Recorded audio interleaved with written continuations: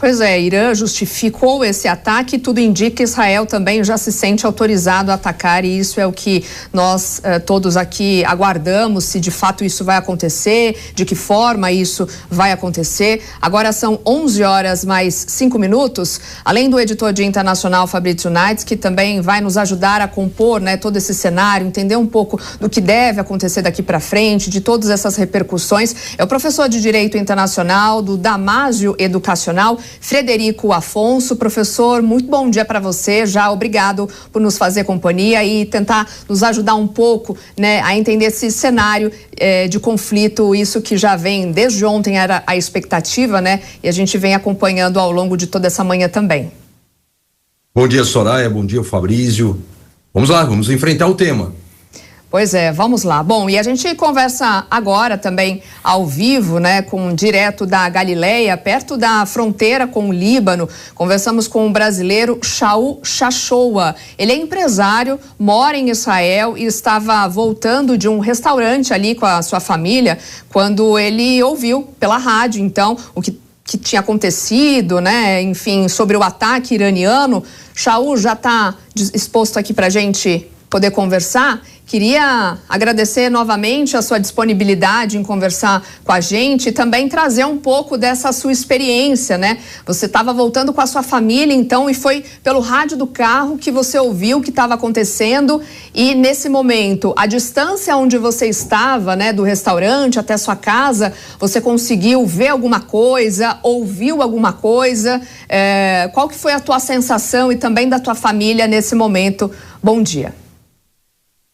Bom dia, Soraya, bom dia, professor Afonso. Realmente estávamos voltando de um restaurante, final de semana em Israel termina no sábado à noite, domingo é dia útil, então estávamos terminando o final de semana. Sim, ouvimos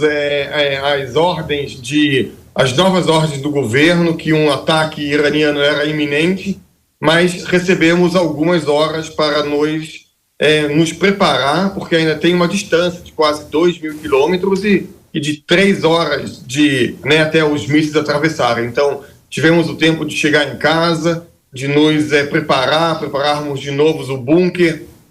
A ideia era de que íamos passar do bunker de 1 a 2 dias, então botamos água, comida e voltamos para a televisão ouvir o que está acontecendo. Então, foi muito, muito tenso. Oi, Shaul, nosso editor de internacional, Fabrício, ele também está com a gente hoje. Aliás, 11h08 agora, você que está nos acompanhando pela rádio, estamos ao vivo conversando com um brasileiro, Shaul Shashoua, empresário que mora em Israel, que estava voltando de um restaurante com a esposa quando ouviu justamente pela rádio sobre o ataque iraniano. Ele nos conta então essa experiência, e agora o editor de internacional, Fabrício Naidoo, que também vai participar dessa entrevista, vai fazer uma pergunta para ele. Shaul, bom dia para você, boa tarde aí em Israel. Eu gostaria de saber, do seu ponto de vista, de quem mora aí no país, no que o ataque de ontem do Irã se diferenciou no sentido de clima entre a população mesmo, em comparação ao 7 de outubro, quando o Hamas invadiu o país e deixou, enfim, milhares de mortos. Primeira coisa, é importante entender que Israel e a população também já está mentalmente preparada para um ataque do Irã. É uma coisa que já é falada há mais de 10 anos. O Exército, as Forças Armadas se prepararam para isso. As empresas de tecnologia, de defesa de Israel desenvolveram equipamentos específicos para isso. Quer dizer, Israel estava preparada que algum dia iria chegar um ataque desse do Irã, e nos preparamos para isso. O que foi totalmente diferente do acontecimento de 7 de outubro, onde o Hamas atacou, nos pegou de uma surpresa de vários níveis, tanto o tático, que eles conseguiram fazer, o estratégico, que o Exército não estava preparado, o Serviço de Informação de Inteligência foi pego totalmente despreparado. A violência bárbara dos terroristas do Hamas foi uma surpresa. Então, foi uma diferença muito, muito grande. De um lado, um ataque totalmente esperado, Israel pronta para revidar, e vimos isso nos resultados sensacionais, incríveis, de 99% de intercepção, por um lado, pelo outro lado, um ataque bárbaro feito com Kalashnikov e picape simples, que conseguiu surpreender uma população e gerar um massacre que nunca foi visto em Israel, uma coisa dessa. Shaul, perdão, só para entender, ao longo da semana já havia-se essa expectativa, né, que esse ataque, essa resposta do Irã viesse de fato, ou seja, na sexta-feira ou no sábado, como de fato aconteceu. As autoridades já também preparavam a população? Vocês recebiam de alguma forma algum tipo de orientação mesmo, ainda que vocês já tenham passado, né, por outros episódios que precisavam, havia necessidade de ir para bunker, se proteger? Qual que era a orientação vinda das autoridades? Então, não tinha nenhuma orientação específica sobre o Irã nas últimas 2 semanas, mas como que sabíamos que poderia ter essa possibilidade, então, nos noticiários de TV, nos programas de rádio, traziam muitos especialistas para debater o que aconteceria se o Irã atacasse como que atacou. Então, esse cenário foi bastante debatido, a população estava mais ou menos preparada para que isso acontecesse, então não foi uma surpresa grande que realmente aconteceu. Professor Frederico Afonso, também participando com a gente desse noticiário intenso, vai te fazer uma pergunta. Shaul, o Fabrício ele parte da premissa de 7 de outubro, eu parto da premissa do ataque em Damasco, agora em 1º de abril. Você acabou de falar que não havia aí maiores avisos ou avisos novos em relação ao aumento de tensão, mas não era esperado isso pela população depois do ataque à base consular ou ao prédio ali anexo ao consulado do Irã? Nós estamos falando exatamente então em 2 semanas, né? Hoje dia 14. Professor Afonso, ótima pergunta. Sim, estávamos esperando algum tipo de ataque do Irã, mas é importante entender que, de um lado, todo mundo sabe aqui que o Irã ele é a cabeça, que nós chamamos a cabeça, o líder de toda essa conjuntura que está hoje em guerra contra Israel. É importante lembrar que Israel está em guerra contra o Hamas na faixa de Gaza, com o Hezbollah na fronteira com o Líbano. Então, e sabemos que o Irã é que está liderando esse pacto contra Israel. Mas foi a primeira vez que o Irã decidiu atacar do seu próprio solo e não via os seus aliados, como, por exemplo, os Houthis no Iêmen. Então, não era claro que isso iria acontecer do território iraniano. Então, isso foi uma surpresa, mas não é uma surpresa total, porque essa opção estava na mesa como uma opção possível, não plausível, mas possível. Shaul, nesse domingo, não sei se é cedo para dizer ainda, né, o que vai acontecer nas próximas horas. A gente está aqui também ansioso, né, para saber se vai haver essa resposta por parte de Israel a partir de agora, mas já há um clima de certa tranquilidade, pelo que a gente tem acompanhado até em outras entrevistas de brasileiros, assim como você, né, que está nessa situação de conflito. A princípio parece que é um domingo normal, assim, as pessoas estão indo até as ruas. Queria te ouvir também a respeito disso. Sim, nós estamos sentindo uma maior tranquilidade do que sentimos ontem à noite. Porque vimos que Israel tem a capacidade tecnológica de combater esse tipo de ameaça, não é 100%, temos que tomar as medidas de segurança, mas ainda as escolas estão fechadas, as colônias de férias estão fechadas, ainda não liberaram os shows, eventos, então ainda estamos dentro de uma sensação ainda receosa de que uma segunda leva pode vir do Irã. E também não sabemos a decisão do governo, se ele irá decidir em revidar agora ou depois, porque é importante que a população está muito aflita ainda com os nossos reféns na faixa de Gaza, não podemos esquecer disso, e com mais de 60 mil pessoas que estão fora de suas casas na fronteira com o Líbano. Então Israel está numa guerra antes desse ataque do Irã e depois. Então a sensação ainda é de muita tensão aqui em Israel. De uma tranquilidade entre aspas, né? Vocês mesmo aí estão procurando ficar em casa, não sair às ruas, estão se protegendo de que forma? Sim, estamos, pelo menos, eu tenho 2 filhos hoje servindo no Exército, mas com a minha filha menor, sim, ficar perto de casa, não viajar, não passear, tomar as medidas de segurança, principalmente ficar perto de casa, de lugar com abrigos.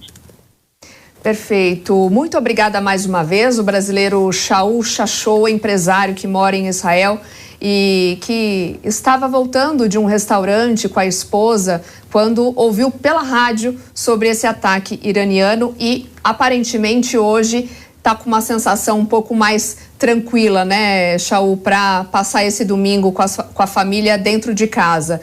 Aproveitando só, professor, gostaria de fazer só mais uma pergunta para você antes da gente encerrar. Frederico, pode fazer sim a sua pergunta.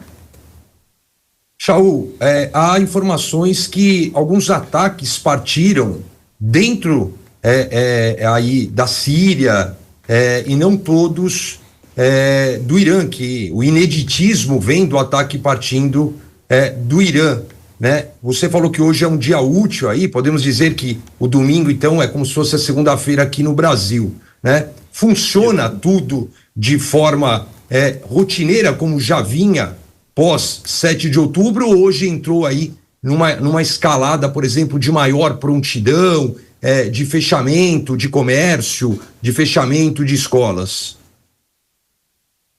Desde ontem à noite, entramos num novo regime, que fecharam as escolas, fecharam qualquer tipo de show, mais do que 1.000 pessoas, qualquer evento maior que 1.000 pessoas é proibido. É proibido qualquer tipo de passeio fora das regiões da cidade, quer dizer, você não pode fazer camping, você não pode passear, mas o trabalho e o comércio abriram hoje, sim. Então, mas em Israel, quando você não tem escolas funcionando, o impacto econômico é muito grande, porque os pais têm que ficar em casa, tomar conta das crianças. E esse é o maior impacto. Então, sim, é um regime especial. Não estamos numa rotina normal de guerra que estávamos até sexta-feira passada, essa sexta-feira. Shaul Shachou, mais uma vez, nossos agradecimentos pela participação aqui na Jovem Pan ao longo dessa manhã. Boa sorte para você por aí, se cuidem e até uma próxima oportunidade. Muito obrigado, eu que agradeço a oportunidade aqui de explicar o que está acontecendo aqui em Israel. Agradeço de novo a oportunidade. Obrigada. Professor Frederico, aproveitando mais esse gancho da entrevista com o Shaul, brasileiro que mora lá em Israel, né? A gente falava que, ao que tudo indica, Israel deve se posicionar de alguma forma, né? Revidando esse ataque do Irã. O Irã já justificou o ataque e, ao que tudo indica, então Israel já se sente autorizado também a atacar, né? Quem é que precisaria ceder nesse momento? Ou, de fato, na tua visão, Israel vai atacar em algum momento? Isso a gente pode esperar. Soraya, a gente sai do que a gente chama de guerra das sombras para uma guerra às claras, né? Você tem, então, aí a sombra sempre, Hezbollah, então você tem Líbano, você tem Iraque, você tem outros partícipes, e o Irã, então, como a gente fala de uma forma bem clara, ele mostra a face agora no seu ataque. O grande problema é o seguinte: quando você pega o órgão de vocação universal, chamado Nações Unidas, que é criado imediatamente pós a Segunda Guerra Mundial, ainda antes da era nuclear, em agosto, ela vem com o propósito, logo no seu artigo 1º da Carta de São Francisco, de manter a paz e as relações internacionais de uma forma amistosa, a segurança internacional. Então, do artigo 1º ao artigo 51, que é o direito ao contra-ataque, tem um grande avanço aí no direito internacional. E você entra num looping, né? Então, eu ataco um ataque pontual, um ataque cirúrgico à guarda revolucionária do Irã, e você tem um contra-ataque, um direito de defesa muito desproporcional, mesmo avisado, mas muito desproporcional. E aí o Irã, ele se manifesta dizendo o seguinte: olha, da minha parte, na forma do artigo 51 do direito de resposta, eu já o fiz. Então, vamos dizer assim, está tudo certo. Agora, os Estados Unidos não querem esse contra-ataque de Israel, mas o primeiro-ministro, o Benjamin, ele não vai ceder, mesmo os Estados Unidos não apoiando, que seria aí, pelo menos é o que se espera, o grande divisor pacificador, ele não vai se intrometer. Em que pese os analistas até ontem duvidarem deste ataque do Irã, então é a grande surpresa hoje de quem mexe com análise internacional, com geopolítica, com relação internacional, com direito internacional, eu acredito que você vai ter sim uma escalada. Você sai da guerra da sombra e você vai agora para a guerra às claras. Israel não vai ceder, quem teria que parar, né? Então eu contra-ataco e aviso: olha, parei, eu apenas dei o direito de resposta. E você entra num looping, Soraya, porque a resposta foi desproporcional. Sim. Então, como a resposta foi desproporcional, me dá o direito de dar uma resposta proporcional a esta desproporção. Então, se não ceder, nós estaremos numa escalada que já vem de décadas na região. Sim, o Irã diz que o assunto está concluído, mas certamente Israel não está com esse pensamento, né? E aí até te faço uma outra pergunta. A gente não sabe o que Israel estava pensando quando fez aquele ataque na Síria, né? Então, será que Benjamin Netanyahu, nesse momento, vai também até dar ouvidos ao apoio dos Estados Unidos? Porque hoje uma série de reuniões estão previstas, né, para acontecer, para essas discussões, até os Estados Unidos mostrando o seu apoio. Então, ainda a gente não sabe se Benjamin Netanyahu vai dar ouvidos aí ao seu maior aliado nesse momento. Olha, Soraya, eu aponto que o ataque à base consular em Damasco foi para tirar um pouco o foco da região da faixa de Gaza. Eu acredito que foi para desvirtuar um pouquinho o assunto. Israel sempre foi atacado, né? Você tem um ataque terrorista, a grande dificuldade começa daí, o Hamas sequer é um país, e você tem, então, uma escalada deste contra-ataque. Particularmente, eu vejo Israel como vítima. Mas há uma desproporção no ataque, há uma desproporção no contra-ataque. Já falei isso várias vezes aqui na Jovem Pan, inclusive, que não é videogame, não dá para você ter essa precisão cirúrgica. A frase ela é ruim, eu lido com direitos humanos há 20 anos e falar isso muitas vezes choca, mas você tem efeitos colaterais de uma guerra, né? Não é videogame que eu dou uma pausa. O ataque à base consular em Damasco, ela foi parecendo um ataque de videogame em tamanha precisão. Uma reunião secreta, então já se mostra que não era tão secreta, e você tem um ataque pontual. Agora, você tem uma reação desproporcional da parte do Irã, né? Então, você aumenta a tensão, como disse o nosso convidado, né? Então, a partir do momento que você tem já, vamos chamar assim, um status de prontidão, você aumenta o nível de tensão em relação a 7 de outubro. Você pode colocar agora 2 marcos em Israel recentes. 7 de outubro, quando o grupo terrorista Hamas ataca de forma absurda, covarde, porque o ataque do Irã não não vou chamar de covarde, eu vou chamá-lo de desproporcional. Ele avisa, tem todo um sistema de proteção eficaz da parte de Israel. Então você vem de um marco de tensão a partir de 7 de outubro. E você entra agora numa escalada justamente de maior tensão local com o ataque de primeiro. Agora vem aqui todos esses essas datas significativas. Eu parto agora de 1º de abril e o ataque de ontem, então, vai ser um outro precursor para você sair da guerra às sombras. Professor, eu vou acionar agora a nossa reportagem, porque o exército de Israel se pronunciou sobre os últimos ataques do Irã. A gente vai ao vivo, então, para a Alemanha, com o nosso correspondente Luca Bassani, que acompanhou tudo. Luca, muito bom dia para você. O que é que dizem as autoridades do país neste momento?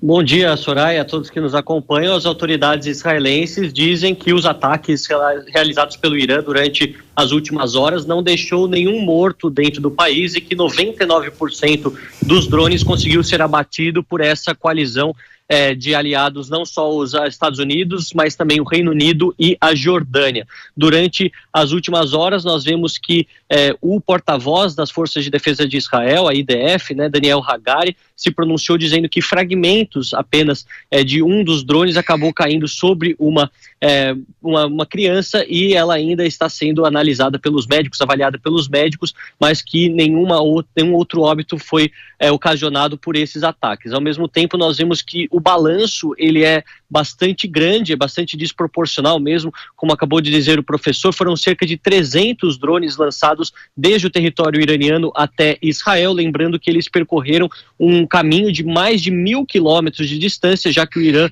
obviamente não faz fronteira com Israel e precisou então passar pelo território iraquiano, território da Síria, alguns deles pelo território da Jordânia, até chegar em Israel e muitos deles serem abatidos no caminho ou até mesmo nas cidades israelenses. Nós vemos que a expectativa durante este dia é para 2 reuniões importantes que acontecem no aspecto diplomático, seja a própria reunião do Conselho de Segurança das Nações Unidas, a mais importante agremiação do bloco, que pretenderá trazer um documento mostrando a visão deste grêmio em relação aos ataques realizados pelo Irã, ao mesmo tempo em que o G7 e as potências ocidentais, Estados Unidos, Itália, Alemanha, França, Reino Unido, Japão e Canadá, pretendem também mostrar o seu apoio a Israel, vários desses países, inclusive através dos seus líderes que já se manifestaram durante as últimas horas. Então, a gente vai ficar sempre monitorando tanto do aspecto militar em campo, se Israel vai de fato responder a esse ataque iraniano, e também do aspecto diplomático, do aspecto político, como as autoridades vão se manifestar ao longo deste domingo, que está sendo um dos mais cheios do aspecto de notícias, se nós pensarmos em relação à geopolítica, desde o início da guerra entre Israel e Hamas, no último dia 7 de outubro de 2023.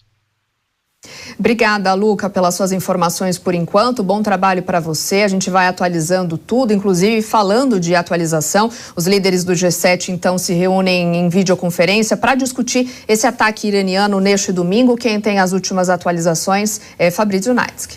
Pois é, Soraya, a reunião do G7 aqui já começou, estava marcada para começar por volta das 4 horas lá no horário da Itália, agora são 4h28 por lá, então já começou essa videoconferência que reúne os líderes do G7, ou seja, líderes da Itália, que é atual presidente do grupo, mas também Canadá, Reino Unido, França, Alemanha, Japão e Estados Unidos. O presidente Joe Biden deve manter a postura dele, que a Casa Branca tem admitido nas últimas horas, desde o começo desse ataque iraniano contra Israel, de evitar uma escalada no conflito, de dizer que a guerra não precisa ser escalonada neste momento, que não há necessidade de ampliar, de certa forma, este conflito entre Israel e Irã, que isso não deve se tornar algo maior ainda do que já é.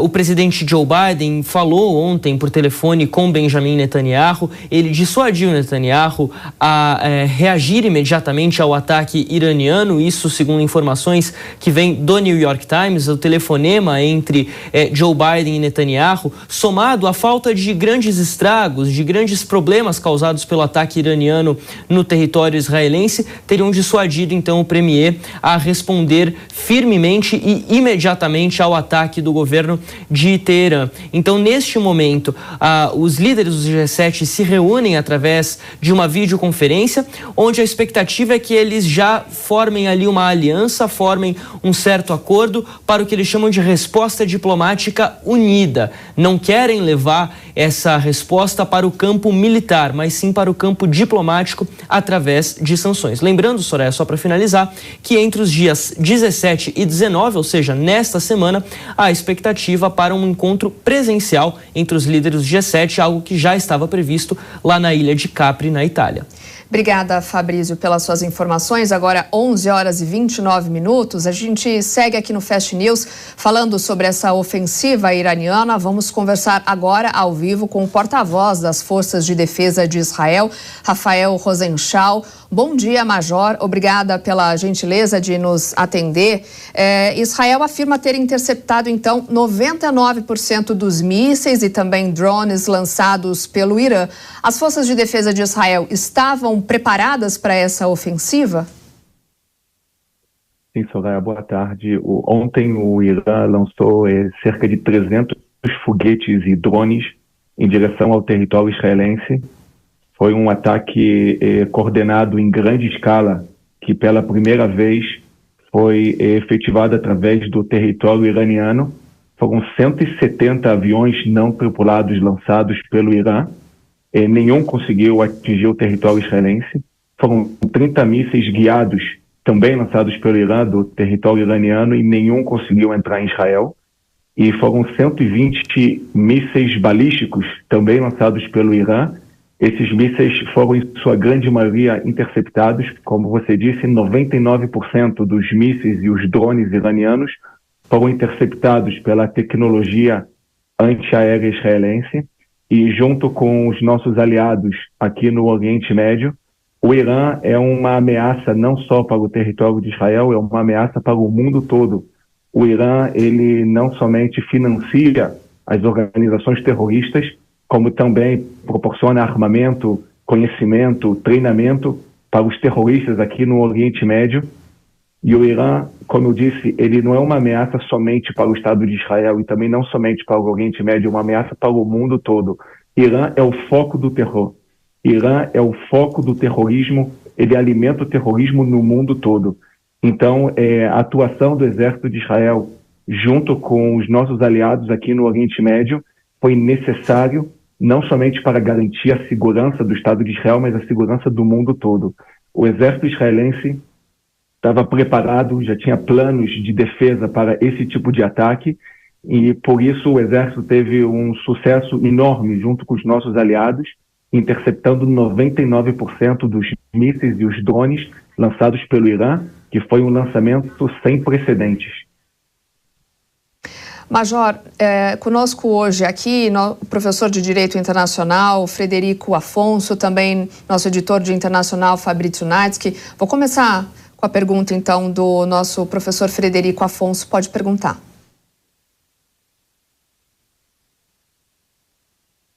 Acho que a gente não está ouvindo o senhor, professor. Voltou. Obrigada. Major, pela quantidade de projéteis lançados aí contra Israel, é possível um objetivo de tentar sobrecarregar os mecanismos de defesa para um ataque sequencial? O exército israelense ele estava preparado para esse tipo de ataque. Os mecanismos antiaéreos, o sistema antiaéreo israelense está preparado para esse tipo de ataque iraniano. Foi a primeira vez que um ataque com essa quantidade de mísseis foi lançado do território iraniano, mas é muito importante nós sabermos, o Irã, ele foi a primeira vez que lançou seus mísseis do próprio território iraniano, mas o Irã, ele já está atuando nessa guerra que está sendo travada aqui no Oriente Médio desde o dia 7 de outubro e até antes do 7 de outubro. O Irã é o país no mundo que alimenta as organizações terroristas aqui no Oriente Médio. O Hamas é apoiado pelo Irã, o Hezbollah no norte de Israel é apoiado pelo Irã, os Houthis no Iêmen também é apoiados, são financiados, são treinados pelo maior país terrorista do mundo, e como eu disse, o Irã é uma ameaça ao mundo todo. Então o exército de Israel está preparado, o sistema de defesa antiaéreo de Israel, ele tem uma das maiores tecnologias do mundo, e nós atuamos nessa última noite, não somente o exército israelense, como também nossos aliados, que juntamente com o exército de Israel, interceptamos 99% dos mísseis e os drones que foram lançados pelo Irã. Major, agora a pergunta do nosso editor de internacional, Fabrício Natsky.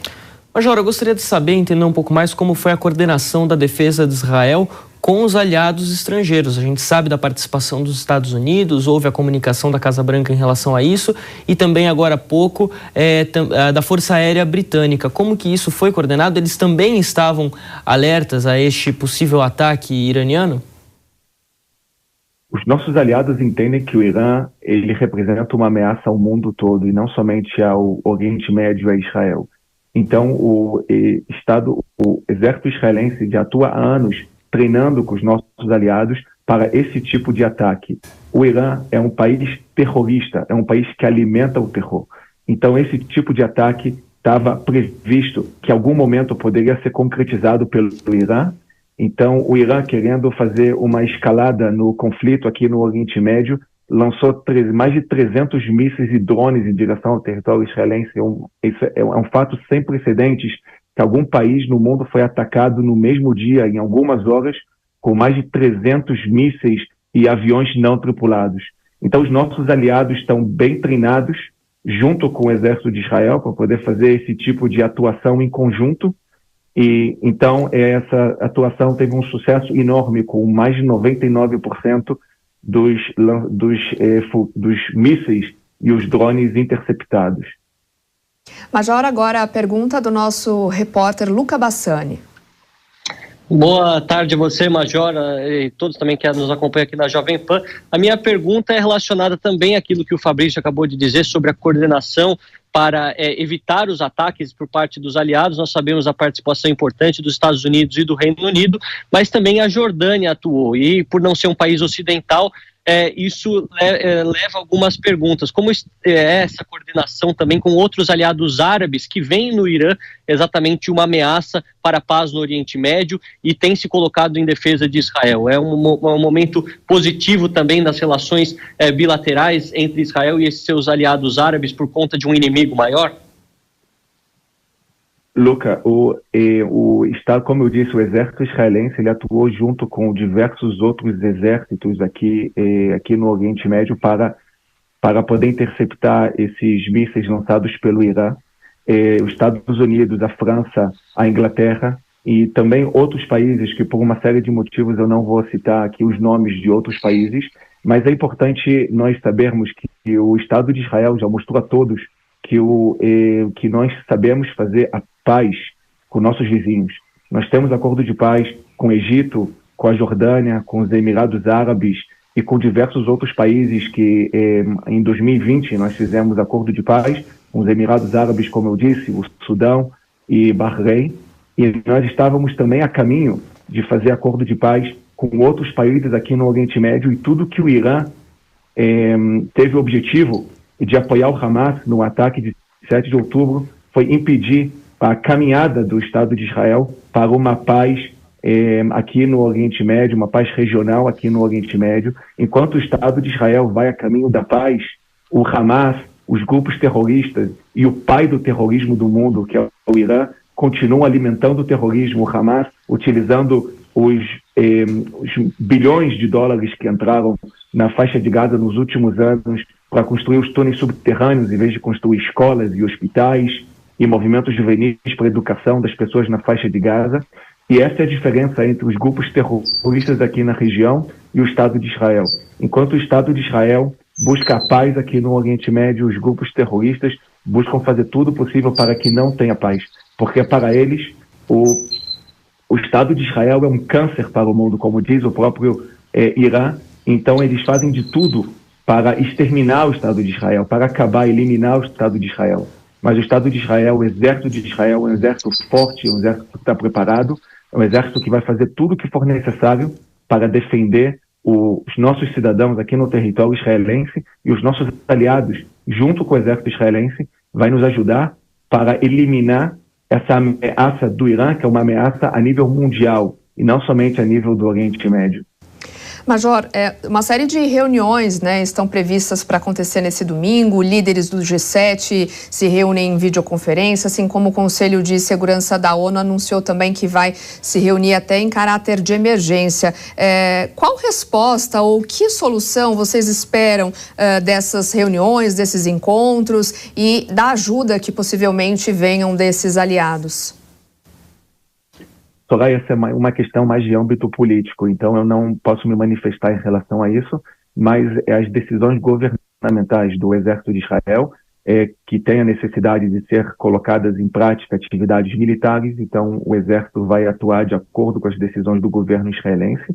O Exército israelense, nesse momento, está atuando para garantir a defesa dos cidadãos aqui em Israel. O Exército está travando uma das guerras mais difíceis da história da humanidade, por 4 motivos. Primeiro, porque é uma guerra que é travada em um ambiente urbano dentro da faixa de Gaza. Segundo, porque é uma guerra que é travada num um dos ambientes mais densamente populosos do mundo. A faixa de Gaza tem 365 quilômetros quadrados e um pouco mais de 2 milhões de habitantes. Terceiro, porque é uma guerra assimétrica, travada entre um Estado democrático de direito que respeita todas as normas do direito internacional e um grupo terrorista que fere todas as normas possíveis do direito internacional. E o quarto fator, que é importante e tem a ver com a sua pergunta, Soraya, é que é uma guerra que ela tem diversas frentes. Não é somente uma guerra entre o grupo terrorista do Hamas e o Estado Democrático de Direito, o Estado de Israel. Essa guerra é travada também no norte de Israel, onde o Hezbollah já lançou mais de 3 mil foguetes em direção ao território israelense. Mais de 60 mil pessoas estão evacuadas do norte de Israel. Essa guerra também é travada no sul de Israel, onde os Houthis, apoiados pelo Irã, lançaram já centenas de foguetes em direção ao território israelense. E agora, como foi nessa última noite, o próprio Irã, o pai do terrorismo, o coração do terrorismo do mundo, o país que alimenta o terrorismo no mundo todo, lançou mais de 300 mísseis de drones em direção ao território israelense. Mas Israel é um país que está preparado, tem um dos maiores exércitos do mundo, uma das maiores tecnologias do mundo, enquanto os terroristas utilizam dinheiro que entra em seus países somente para fomentar o terror. Nós utilizamos toda a nossa capacidade para desenvolver a defesa para o nosso Estado, para a nossa tecnologia, para o bem-estar dos nossos cidadãos. Essa é a grande diferença entre um Estado democrático de direito e um grupo terrorista que atua atrás de civis, utilizando civis como escudos humanos e lança foguetes em direção a instituições civis. Essa guerra é travada entre o bem e o mal. E nós temos que estar do lado do bem. Fabrício? Major, eu gostaria de saber o seguinte ponto. Você mencionou agora há pouco a questão dos vários frontes de batalha nessa guerra desde 7 de outubro, principalmente ali ao norte de Israel, na direção do Líbano, com o Hezbollah. O Hezbollah, que a gente sabe, é um dos principais parceiros do Irã. Depois desse ataque de ontem, a gente pode esperar uma intensificação dos combates ao norte de Israel contra o Hezbollah?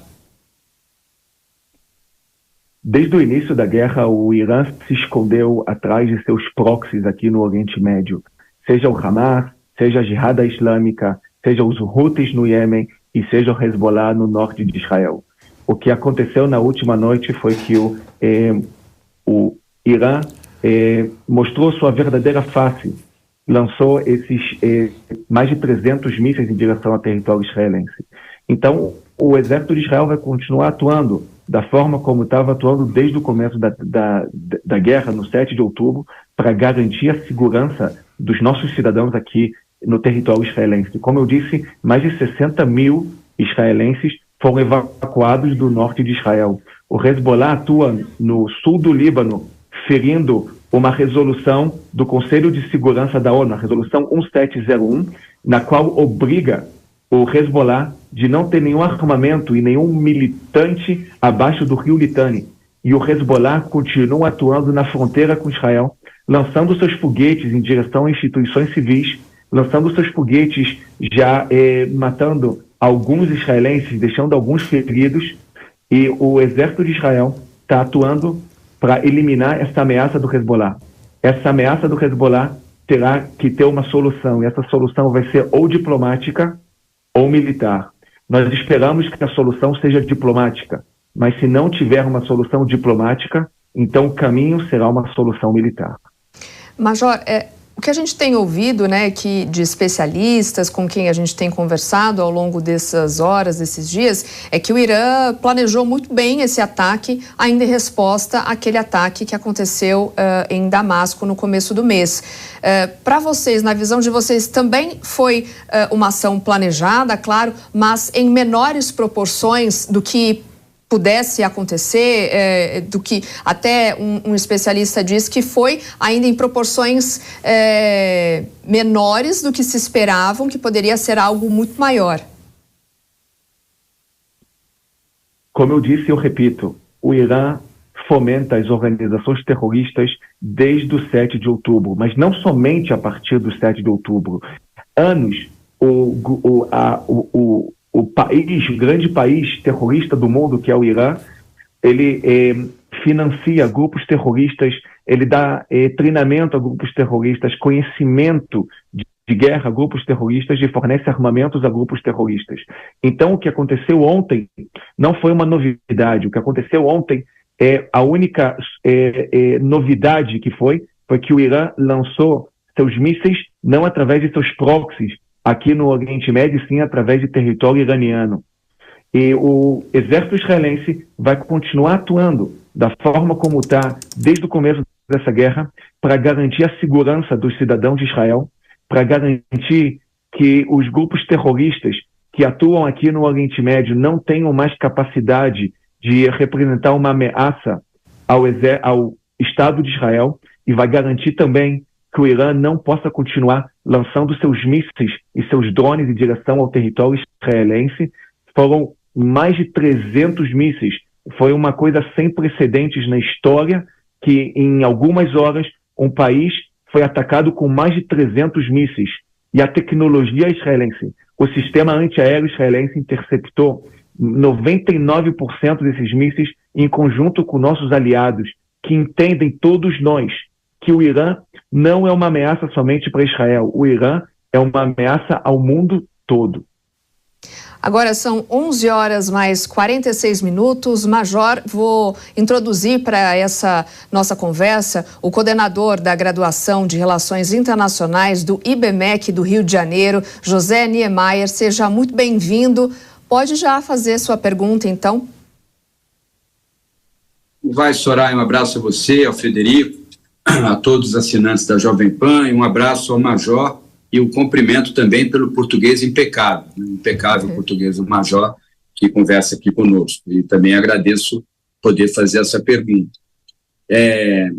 A relação, conflito, a guerra entre Hamas e Israel, na minha visão, não é uma relação bélica entre dois estados. Não é a Palestina que está em guerra contra Israel, é o Hamas, né, que fez um ataque bárbaro em 12 de outubro do ano passado. Muito violento, baseado só numa violência infernal. Bem, então não vejo como um conflito entre dois estados. Cisjordânia, até agora, não foi atacada, o Fatah, que administra a Cisjordânia, continua, inclusive, muito crítico ao Hamas, são inimigos, né, os dois grupos que tentam administrar essas duas, e isso me parece uma aberração, né, a faixa de Gaza num lado, Israel no meio, parte de Israel, e a Cisjordânia de outro. Foi muito mal planejado essa questão do ponto de vista geopolítico, mas isso a gente pode discutir depois. Mas o que eu queria saber é o seguinte: a guerra Irã e Israel, a partir do que aconteceu ontem, e também na versão iraniana do que havia acontecido na embaixada em Damasco, é uma guerra entre dois estados soberanos e independentes, Israel e Irã. A capacidade militar do Irã, eu tenho essa informação, não é uma capacidade pequena. O Irã tem exército e marinha, principalmente, muito fortes, como Israel tem uma força aérea poderosa e conta com a ajuda dos aliados, que já deslocaram, inclusive, porta-aviões para aquela região. Então, se houvesse algo mais contundente do ponto de vista da dinâmica da guerra, uma guerra aérea que até pudesse desdobrar para alguma ação terrestre de Israel contra o Irã, ou de Irã contra Israel, por mais que o Iraque separe esses dois territórios, teríamos uma guerra de difícil finalização, seria uma guerra longa. Essa é a minha pergunta. Se o processo escalonar para algo que envolva até uma projeção terrestre do Irã contra Israel, de Israel contra o Irã, teríamos uma guerra longa, certo, Major? José, o grande objetivo do Irã é acabar com o Estado de Israel. Esse objetivo não é somente do Irã. Esse objetivo é de todos os grupos terroristas que atuam aqui na fronteira com Israel. O Hezbollah, os Houthis, a Jihad Islâmica, o Hamas e outros. Dizia Golda Meir que se Israel deixasse suas armas, o Estado de Israel acabaria. Mas se os nossos inimigos deixassem suas armas, talvez teria uma paz finalmente aqui no Oriente Médio. Essa é a grande diferença entre o Estado de Israel, que procura paz, e os grupos terroristas que procuram eliminar o Estado de Israel. Então, o Irã, ele continua fomentando o terror, alimentando o terrorismo, e o Estado de Israel, através do seu exército, que tem uma força aérea muito poderosa, mas também um sistema antiaéreo muito poderoso, vai continuar fazendo tudo o que for necessário para que esses objetivos cruéis de nossos inimigos nunca, mas nunca sejam alcançados. Eu vou dizer uma coisa para vocês. O meu avô, ele foi sobrevivente de Auschwitz. E meu avô dizia que o maior orgulho dele é que ele tem um neto que possa ajudar o Exército de Defesa de Israel, que é oficial do Exército de Defesa de Israel, e sabe que nunca mais vai ter um holocausto no mundo, que nunca mais os que querem acabar com o povo judeu vão conseguir fazer isso. E isso é exatamente o que o Exército de Israel está fazendo nesse momento. Está defendendo um país que tudo o que quer é viver em paz aqui no Oriente Médio, e os grupos terroristas fazendo tudo possível, mas tudo possível, para que o Estado de Israel seja exterminado. Como disse o porta-voz do grupo terrorista do Hamas, o objetivo não foi o 7 de outubro, o objetivo é o 7 de outubro, o 8 de outubro, o 9 de outubro, enfim, o objetivo seria a continuação, o 7 de outubro, onde foram assassinados 1.200 pessoas, feridas 5.500 e sequestradas 240, isso foi só o começo para os terroristas do Hamas.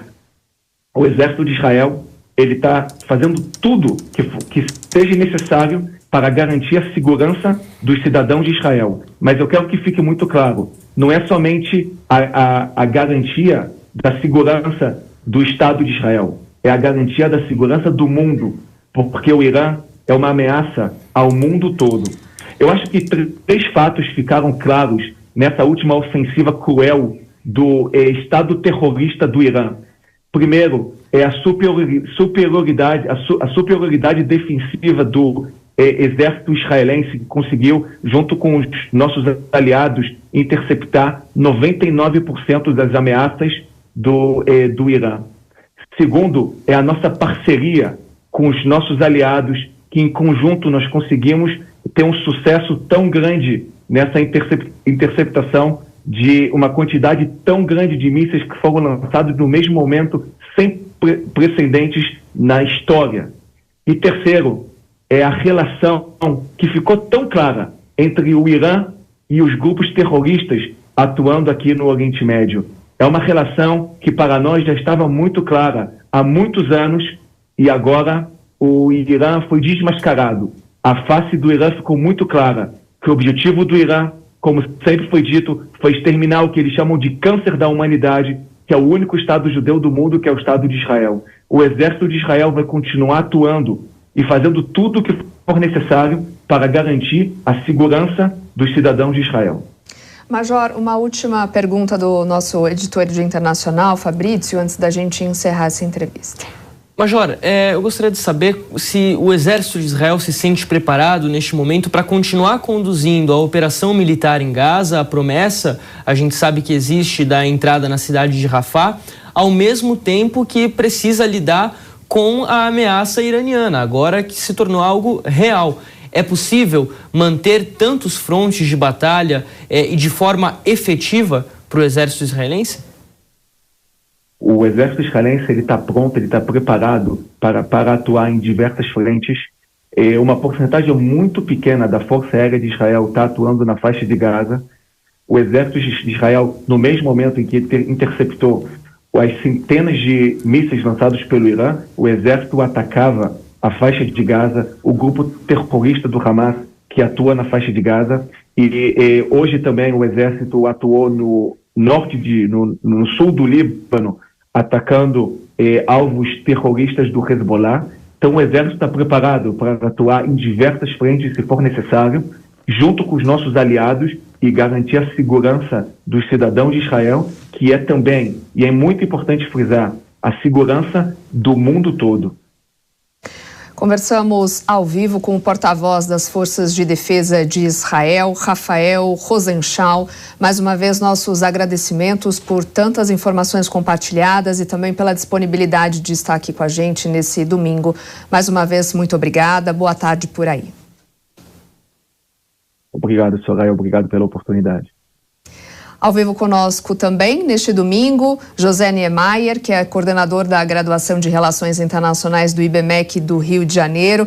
Professor, ontem ainda falávamos, né, que certamente esse momento chegaria, né? Você bem pontuou, falei ainda que conversaríamos sobre isso pelos próximos dias e aqui estamos. Queria te fazer essa pergunta, basicamente o que a gente vem conversando ao longo de toda a manhã, né? Essa reação, esse conflito, né, de Israel certamente virá e poderá se transformar em algo ainda maior que também acabe envolvendo outros países aliados que, assim como os Estados Unidos, já estão se posicionando, reuniões para definir os próximos passos, o que poderá ser feito daqui para frente? Olá, Soraya, novamente aqui juntos, né? Infelizmente, de uma hipótese de guerra, nós temos uma ação de guerra formal.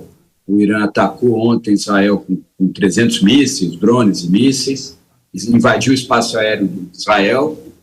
Israel teve uma postura mais defensiva, né? Com a ajuda de aliados, isso é um ponto importante. Por que Israel precisou da ajuda de aliados, tendo o Domo de Ferro, que é uma máquina de defesa muito poderosa, antimíssil, né, mas precisou da ajuda de aliados, franceses, inclusive, junto com americanos e ingleses. Inglaterra sempre aliado preferencial dos Estados Unidos, mas a França nem sempre acompanha os Estados Unidos em operações militares no Oriente Médio.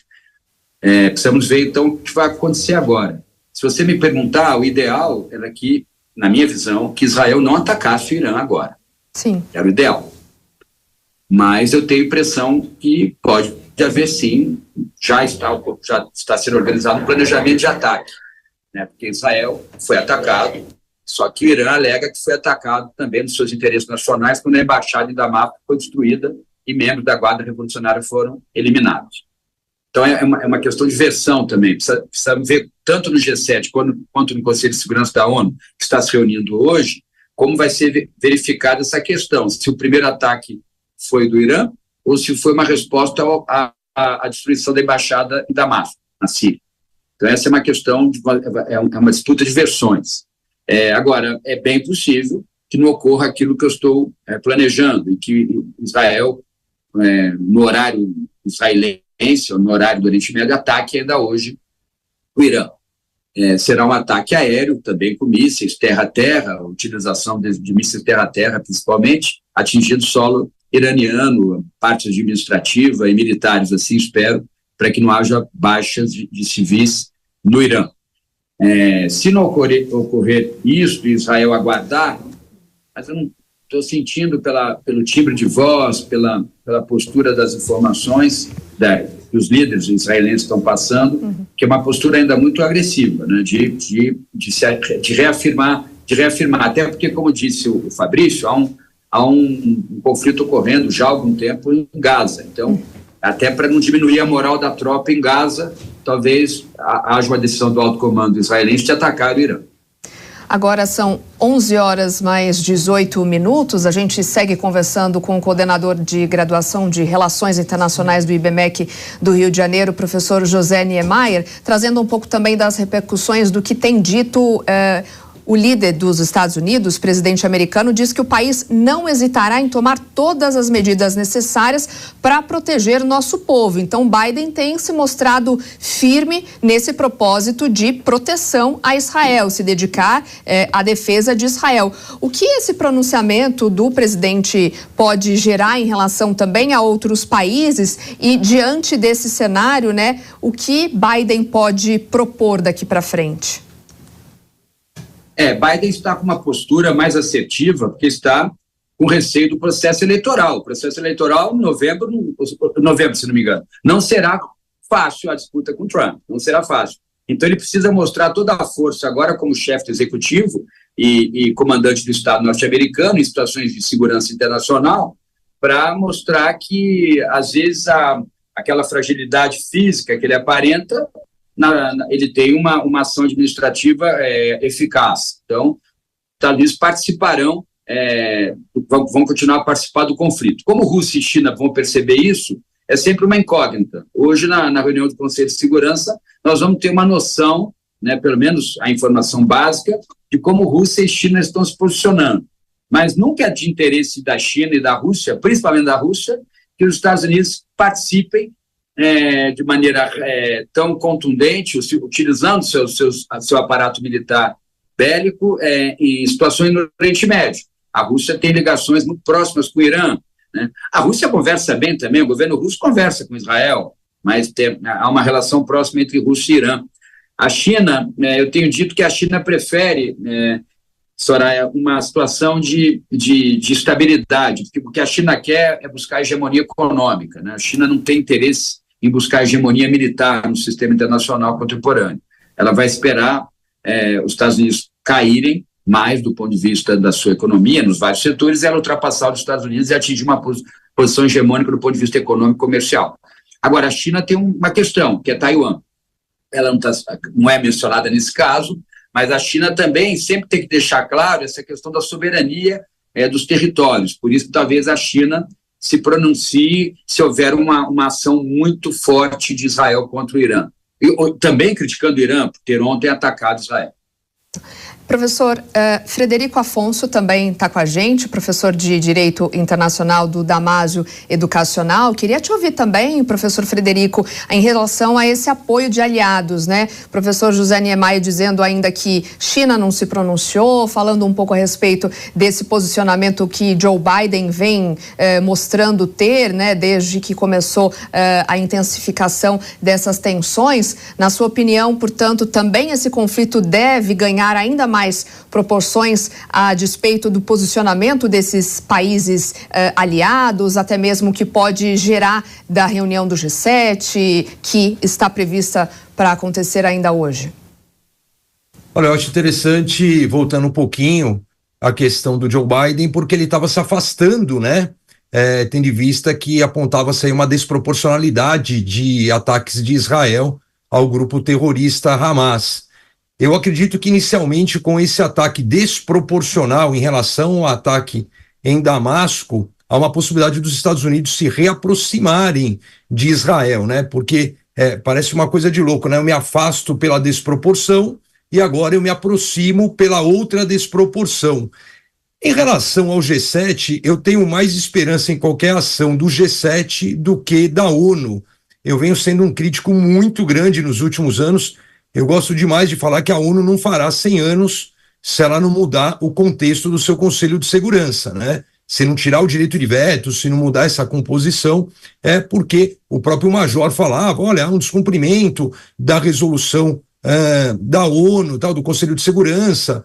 Ontem o Antônio Guterres, secretário-geral da ONU, também disse, não vai suportar mais uma outra escalada de guerra. A grande verdade é que a ONU vem perdendo o seu protagonismo, como eu falei um pouquinho antes no programa, de manter a paz e a segurança internacional. Está virando um órgão de vocação universal muito sem função, né? Voltando à história, me remonta à Liga das Nações, um pouquinho antes da deflagração da Segunda Guerra Mundial, né? Perdeu completamente o sentido.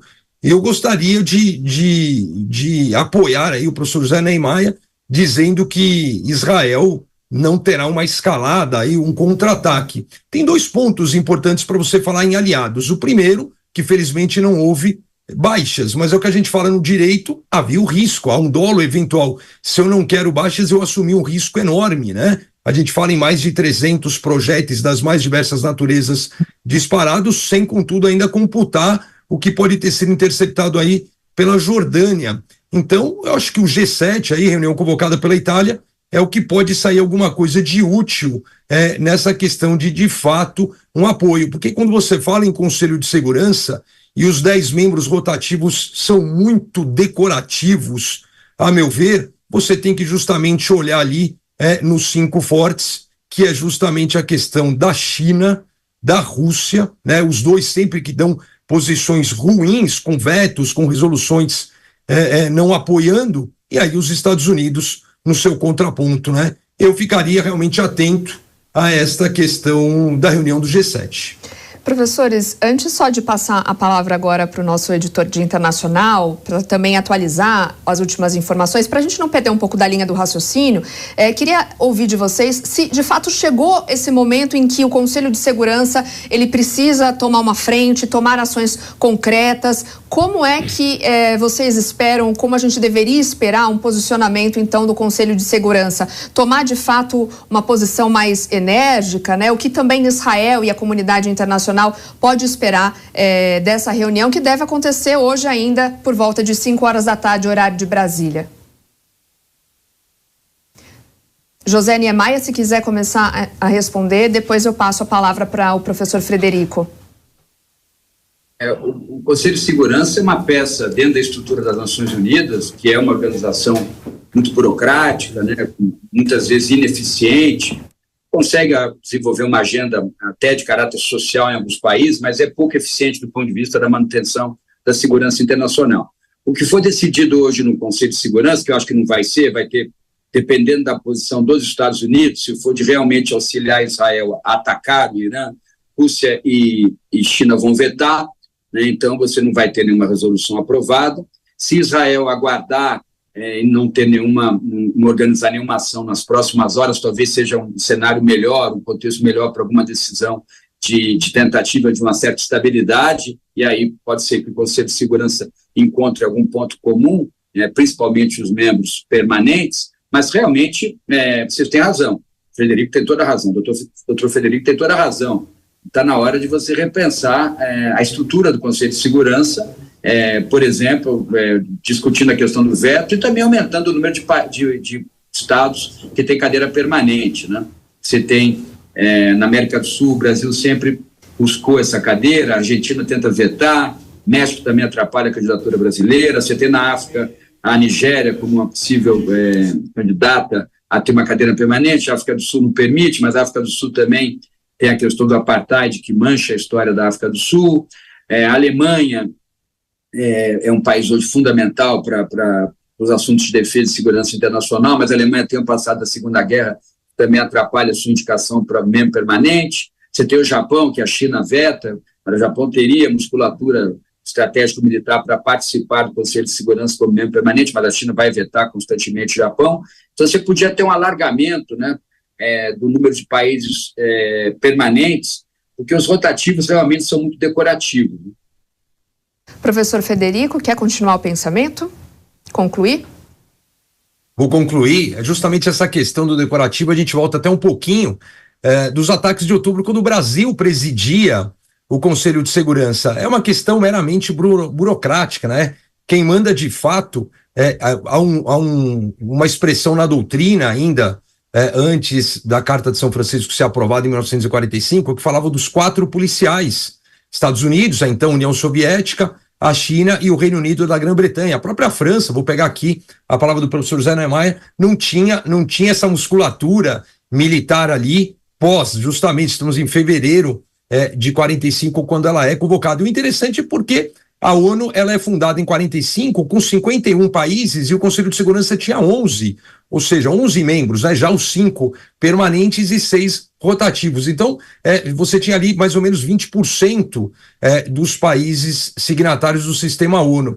E hoje, com 193 países, teve a reforma do Conselho de Segurança, ele passa de 11 para 15, mas não mudou os membros permanentes. E depende deles para você ter essa mudança. E, obviamente, que eles não querem. E mais importante do que o próprio aumento, o presidente norte-americano Joe Biden já havia comentado isso, é você tirar o direito de veto, porque as pessoas que nos assistem às vezes não têm essa noção, o direito de veto ele prevalece a tudo, né? Você tem uma reunião de 15 membros representando 193, dos 15, 5 de fato mandam, e se um falar não, se um exercer o direito de veto, prevalece então sobre os 192 países restantes. Então, é muito desproporcional. Já havia essa previsão quando dos trabalhos das delegações na construção da Carta da ONU, mas eu insisto, o artigo 1º da Carta da ONU é manter a paz e a segurança internacional. Então, ela está muito inócua, ela está muito sem objetivo, ela não consegue ter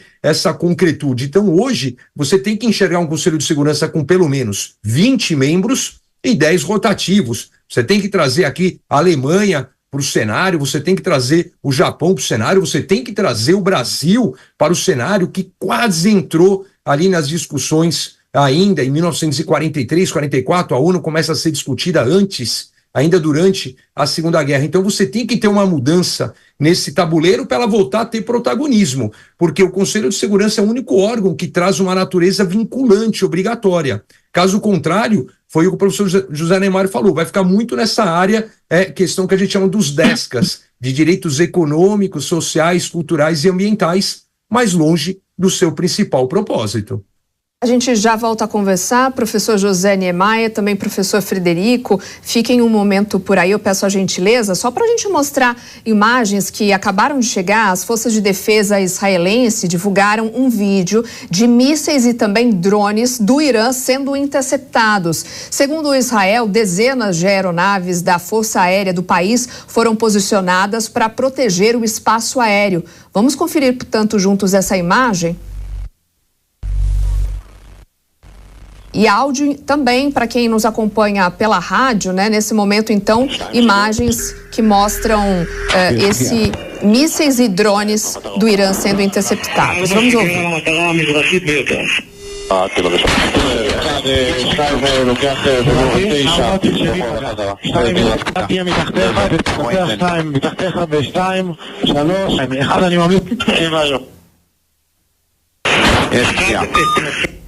Sons de tiros, aparentemente, né, que a gente consegue acompanhar. O sistema de defesa de Israel é conhecido, aliás, como Domo de Ferro, né? Foi um dos responsáveis pela interceptação dos disparos feitos pelo Irã. Nesse vídeo, então, que a gente acabou de receber, as forças de defesa israelenses divulgaram, então, esses vídeos em que mísseis e drones são interceptados. Vou pedir a gentileza do Fabrício Naides, que até conseguir explicar um pouco para a gente o que representa essas imagens, o que a gente pode ver, né? Nesse vídeo divulgado agora, Fabrício. Veja bem, Soraya, o Domo de Ferro é um dos sistemas de defesa utilizados por Israel no que diz respeito a ameaças com mísseis, drones, como o que a gente viu ontem vindos do Irã. Israel conta com outros 2 sistemas também extremamente efetivos, como a gente destacou, 99% dos projéteis disparados pelo Irã foram interceptados pela defesa de Israel, que conta também com a participação de parceiros estrangeiros, ou seja, a Força Aérea dos Estados Unidos presente por lá também. A gente destaca, claro, a presença de porta-aviões americanos na região do Mar Vermelho, isso já há alguns meses, ou seja, havia toda uma preparação estratégica dos Estados Unidos para um ataque como esses que aconteceu no último sábado. Então a gente está falando aqui do porta-aviões Dwight Eisenhower, que é um porta-aviões nuclear, um dos mais avançados da Marinha Americana, que pode também levar drones consigo, ou seja, há toda uma defesa já preparada e que atuou nesse sentido no último sábado. O primeiro-ministro britânico Rishi Sunak também confirmou a participação da Força Aérea Britânica, da Força Aérea Real, nessa defesa de Israel nas últimas horas, ou seja, houve toda uma preparação israelense. Israel não estava sozinho nessa defesa e, por isso, juntando todos esses fatores, o Domo de Ferro, que é um sistema muito avançado de defesa, que a gente tinha explicado, funciona em 3 fases. Primeiro, ele detecta a chegada dos mísseis ou dos drones. Depois, ele avalia a projeção, onde que esses mísseis, drones vão cair, para aí sim fazer os disparos e conseguir evitar um ataque em seu território. É assim que funciona o Domo de Ferro, numa capacidade de mais de 70 quilômetros de distância, ou seja, consegue checar de longe a chegada dos mísseis, atua muito rapidamente para a defesa de Israel. Há toda uma capacidade de defesa extremamente avançada e isso funcionou de forma muito efetiva. Como a gente já destacou, 99% dos disparos foram controlados. Há uma menina de 10 anos de idade, a imprensa israelense fala que ela tem 7 anos de idade, a informação da idade havia sido dita mais cedo pelo exército, mas que ela acabou sendo atingida por estilhaços, ou seja, não foi nem propriamente o míssil, mas sim os destroços de um míssil, de um drone iraniano que acabou caindo e ferindo essa menina. Ela segue internada em estado crítico lá em Israel, mas havia de fato toda uma preparação. A gente segue também nesse momento, Soraya, aguardando as repercussões da reunião do G7, que já começou por volta das 11 da manhã aqui no horário de Brasília, convocada pelos Estados Unidos, também pela Itália, que é a atual presidente rotativa do bloco. Deve haver uma repercussão, uma resposta sobre o que está sendo discutido nessa reunião. Em breve, muitas pessoas foram vistas chegando na Casa Branca mais cedo neste domingo que geralmente seria um dia muito tranquilo em Washington, mas a situação, tanto na Casa Branca quanto no Pentágono, é de bastante alerta, justamente para evitar um escalonamento do conflito, refletindo o que tem sido a posição americana, o que tem sido a posição do presidente Joe Biden desde o último sábado. Voltando a falar especificamente deste ataque iraniano, o ministro das Relações Exteriores do Irã confirmou que o governo havia alertado a parceiros regionais, a vizinhos, 72 horas antes do ataque, que eles iriam retaliar. Retaliar o quê? Aquela ação israelense contra a embaixada iraniana em Damasco, na Síria, em 1º de abril, que acabou deixando militares iranianos mortos. Então, o governo do Irã havia comunicado a parceiros, a Turquia, inclusive, que eles iriam retaliar 72 horas antes. Houve toda uma preparação nesse sentido. Houve fechamento do espaço aéreo de diversos países na região, fechamento do espaço aéreo israelense, da Jordânia, do Líbano, Síria, Iraque, o Irã também, que já confirmou que os aeroportos do país ficam fechados até segunda-feira, ou seja, até amanhã, pela manhã, no horário local do Irã, justamente por conta disso, dessa tensão que acontece nesse momento na região. A gente também está aguardando repercussões vindas da reunião do Gabinete de Guerra de Israel, como a gente já havia trazido a informação mais cedo. O primeiro-ministro Benjamin Netanyahu participa dessa reunião, claro, mas também o ministro da Defesa Yoav Gallant e o líder da oposição Benny Gantz.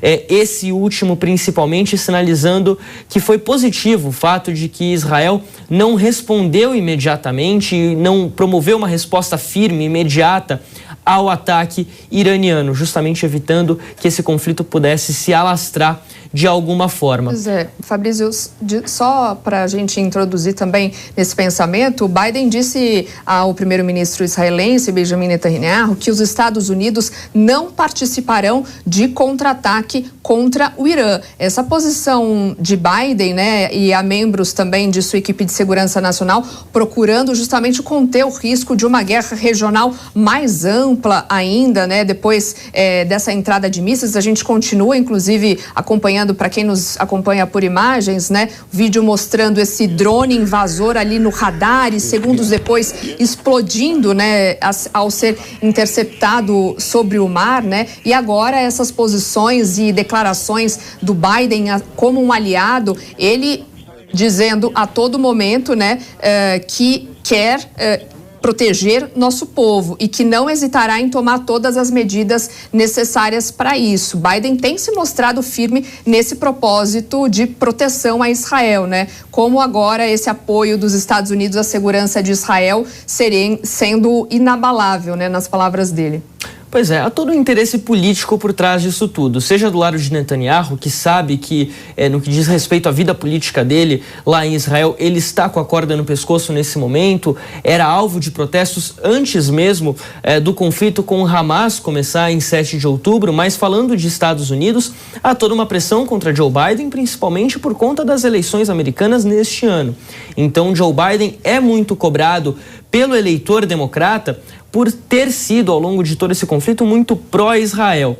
As ações das últimas semanas acabaram forçando com que uma reação contra o primeiro-ministro Benjamin Netanyahu, de certa forma. A gente lembra que na última semana, funcionários de uma ONG que trazia ajuda humanitária para a faixa de Gaza, da World Central Kitchen, eles acabaram sendo mortos por um ataque de Israel. O exército de Israel, inclusive, confirmou, disse que se tratou ali de algo acidental. Mas, oficialmente, a postura da Casa Branca em relação a isso foi de cobrar o governo israelense para que a vida de civis fosse poupada. E essa talvez tenha sido a cobrança mais intensa de Joe Biden contra Benjamin Netanyahu desde o começo desse conflito, porque poupar a vida de civis sempre foi algo que estava ali na pauta desde 7 de outubro, já sabendo que Israel iria, claro, contra-atacar aquela invasão do Hamas. Dentro do país há uma pressão. Então Trump já falou contra Joe Biden e agora a gente teve uma atualização, o líder da maioria no Senado, ou seja, líder republicano no Senado, falando que a casa deve passar um novo pacote de ajuda para Israel, ajuda financeira a Israel, justamente por conta desse ataque iraniano. Soraya. Obrigada, Fabrício, por enquanto. Vamos ouvir também nossos convidados. Professor José Niemeyer, queria ouvir também tua opinião nessa conversa que Biden teve com o primeiro-ministro Benjamin Netanyahu, ainda no final do sábado. Biden até procurou enquadrar essa intercepção como bem-sucedida, né, ao ataque iraniano por Israel, como uma grande vitória, sugerindo então de que essa resposta israelita era desnecessária, né? Como você vê a postura de Biden a partir de agora? O que a gente pode esperar? E até o senhor pontuou minutos antes, né? Essa luta, a corrida presidencial com Trump, que também se manifestou, Trump dizendo, inclusive, fazendo críticas, né, à posição de Biden, dizendo que o ataque do Irã contra Israel mostra a fraqueza dos Estados Unidos de Biden. Qual a tua opinião a respeito de todas essas repercussões e da postura de Biden agora? O presidente Biden já estava se posicionando de maneira contrária à agenda de segurança absoluta da liderança israelense, quando conseguiu aprovar no Conselho de Segurança uma moção para a suspensão dos ataques em Gaza. Isso irritou muito o governo israelense dias atrás, né? Não foi cumprida, né? Me parece que não foi cumprida. Também não sei como isso é visto dentro do Conselho de Segurança com relação a Israel. E agora acontece... Nos últimos dias acontece o atentado na embaixada em Damasco, e aí o Irã ataca Israel, e agora Israel deve virar para as lideranças do Conselho de Segurança e dizer: vocês acham então que eu tenho que continuar a atacar a faixa de Gaza? Realmente, então, não vou dizer, não vamos entrar aqui em teoria da conspiração, né, Fabrício, mas esse ataque que parece de autoria israelense contra a embaixada em Damasco, se você me permite, Soraya, e também assinante da Jovem Pan, claro, caiu como uma luva para a manutenção de uma ação forte de Israel em Gaza. Professor José Niemeyer, mais uma vez, nossos agradecimentos pela participação hoje aqui conosco, também esclarecimentos, né, diante dessa tensão. Com certeza falaremos nos próximos dias. Um bom domingo para o senhor, bom início de semana também. Um abraço, Soraya, Fabrício, Frederico, e um abraço a todos os assinantes da Jovem Pan. Quem também já está conosco, o convidado de hoje, é nosso comentarista Gustavo Segré, que vai também nos ajudar a entender um pouco de todo esse cenário, né, Segré? Boa tarde para você. Boa tarde, Soraya, boa tarde a toda a nossa audiência, é um prazer estar aqui com vocês. Aproveitando já, gostaria de te ouvir um pouco a respeito, a gente falava, né, dos posicionamentos de Joe Biden em relação a todo esse conflito, né? Como você tem visto e ouvido o que Biden tem dito até agora, né? Várias reuniões estão previstas para acontecer ao longo deste domingo. O que a gente pode esperar também de Biden como um aliado agora nessa tensão? O Biden está como se estivesse pisando em minas, né? De minas terrestres, porque ele tem, por um lado, a situação internacional, todo mundo olhando para ele para entender qual será o seu posicionamento. Já foi claro em dizer que não vai apoiar, até como nossa tarja disse, algum ataque de Israel para Irã, mas também não pode ficar em cima do muro em relação ao cruel ataque que teve Irã contra Israel no dia de ontem. Logicamente, isso é território para fora. Território para dentro, ele tem aí uma briga eleitoral com Trump de olho nessa situação e, claro, aproveitando eleitoralmente o posicionamento eventual de Biden.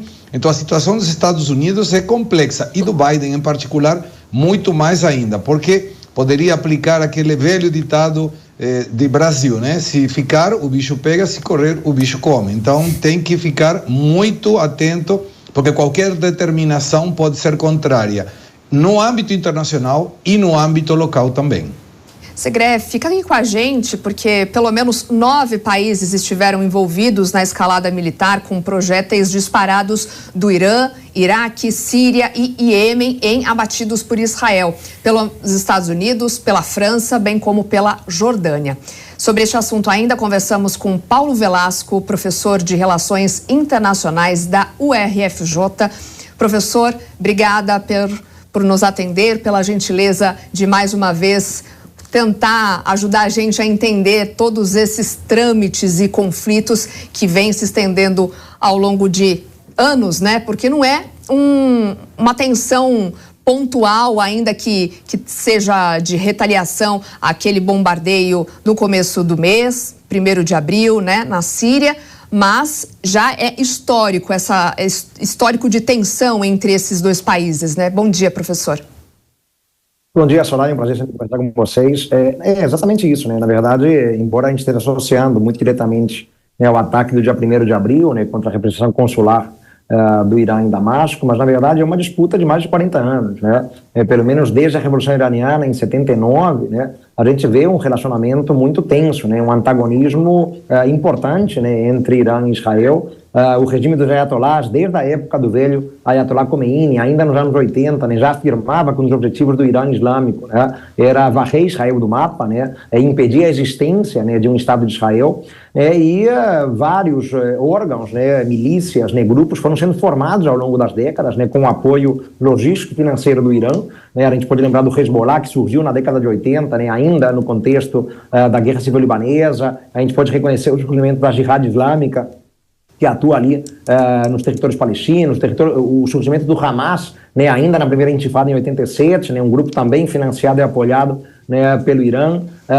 Mais recentemente, né, um conjunto amplo de milícias que atuam no Iraque, né, apoiadas pelo Irã, né, os Houthis no Iêmen. Então, os tentáculos iranianos, né, foram sendo estendidos ao longo do tempo, né, mas sempre com o objetivo claro de combater Israel, né, e tentar justamente inviabilizar a existência do Estado de Israel. Então, um antagonismo brutal, né, de décadas, né, que agora, nesse contexto, né, revela pela primeira vez, talvez, né, a perspectiva de um enfrentamento mais direto. Né. Sempre vimos um enfrentamento por procuração, como a gente costuma dizer, né, antagonismos, né, e confrontações mais indiretas, né, entre Israel e Irã. E agora temos a chance, né, não de ver apenas, né, o Hezbollah lançando, né, ataques ao norte de Israel, né, ou ali nas colinas de Golã, mas vermos um enfrentamento direto, né, entre Irã e Israel. Torçamos para que não aconteça, né, porque é algo que poderia jogar, né, o contexto geopolítico do Oriente Médio num cenário de profunda incerteza e com impactos globais também, considerando, Soraya, a envergadura militar e o poderio dos dois estados, né? São estados muito poderosos militarmente, né, e a guerra poderia alcançar proporções para lá de preocupantes. Aproveitando esse seu gancho, professor, há possibilidade de comparar essas duas forças militares? Há um poderio nuclear também? De que forma Israel e Irã, né, eles conseguem competir entre eles em forças? Quem é mais poderoso que o outro? E até avançando na questão, se de fato isso acontecer, né, vai ganhar proporções de maiores até do que uma segunda guerra, por exemplo? A perspectiva de um conflito aberto, né, direto entre Irã e Israel poderia colocar o Oriente Médio no pior cenário, né, de confrontação, né, desde a Segunda Guerra Mundial, né, isso é inequívoco, né. A envergadura militar dos dois é muito robusta, né, claro que Israel leva vantagem, né, porque tem um apoio financeiro muito forte dos Estados Unidos, né, os Estados Unidos, né, aprovaram ainda à época do governo Barack Obama, né, um pacote de quase 40 bilhões de dólares, né, de ajuda a Israel, né, e uma parte importante disso, né, é para a compra de armamento, inclusive armamento dos Estados Unidos. O Irã é um Estado reconhecidamente, né, que tem poderio nuclear, né, embora oficialmente o Estado, né, não o assuma, mas o mundo inteiro sabe que o Irã tem armas nucleares, né, algo em torno de 90 ogivas nucleares, né, e isso o Irã ainda não tem, pelo menos não sabemos, né, que tem. Né. Havia um programa nuclear, né, paralelo no Irã, mas não se sabe até onde eles conseguiram chegar, né, então é bem provável que o Irã não tenha ainda armas nucleares. Né, mas apesar disso tem uma robustez militar muito significativa, né, em termos de efetivo militar, né, de tropas, né, é superior às tropas de Israel, né, tem um efetivo maior do que o de Israel, é cerca de 3 vezes maior do que o efetivo de Israel, tem uma marinha de guerra muito poderosa, né, Israel tem uma vantagem no que tange, né, a força aérea, né, mas o Irã tem um poderio muito significativo na sua marinha de guerra, né, então há uma equivalência militar importante, né, podemos dizer, claro, que Israel, né, tem melhor treinamento, tem mais recursos, né, pelo apoio dos Estados Unidos, né, mas, né, é um confronto que revelaria um equilíbrio, digamos assim, importante, que poderia trazer a perspectiva, né, na eventualidade de acontecer um conflito aberto, né, de um conflito mais prolongado, né, sobretudo, né, se atores externos não entrassem, né, os Estados Unidos já disseram, né, que não entrariam, né, numa aventura militar ao lado de Israel contra o Irã, né, e nem é prudente, de fato, que o façam, né, para o governo Biden, até um poucos meses das eleições. Isso poderia ser fatal, né? Mas, enfim, são dois atores muito poderosos na geopolítica do Oriente Médio, né? E o Irã, inclusive, desenvolveu capacidade autóctone, Soraya, né? Então, o programa de mísseis do Irã, né? O programa, inclusive, de drones, né? Os drones que foram enviados, né, para atacar Israel, são de tecnologia iraniana, né? O Irã vende drones para a Rússia, né, na guerra da Rússia contra a Ucrânia, né? Então é um país que conseguiu, né, um desenvolvimento tecnológico muito importante também, né? Não é simplesmente um país que compra a arma dos outros, né? Desenvolveu de maneira autóctone nacional, né? Então é um ator que tem uma envergadura muito grande, né? Certamente o Irã decidiu não usar essa envergadura no ataque de ontem, né? A resposta iraniana ao ataque em Damasco foi muito calibrada, eu diria, né, decidiu usar, né, um ataque bem moderado, exatamente para não levar, talvez, a uma escalada de tensões, né, para o Irã. O ideal seria que parasse por aí. Respondeu, né, mas sem muita envergadura, torcendo para que Israel deixe para lá e decida não responder a resposta, digamos assim, né, não faça uma tréplica, porque aí sim poderia levar a consequências devastadoras para o mundo todo. Professor, vou passar a palavra agora para o Gustavo Segre, que também vai te fazer uma pergunta. Paulo, boa tarde, um prazer de novo estar compartilhando a tela da Jovem Pan contigo. Você deu uma deixa muito interessante. Até 1979, Irã era parceiro de Israel.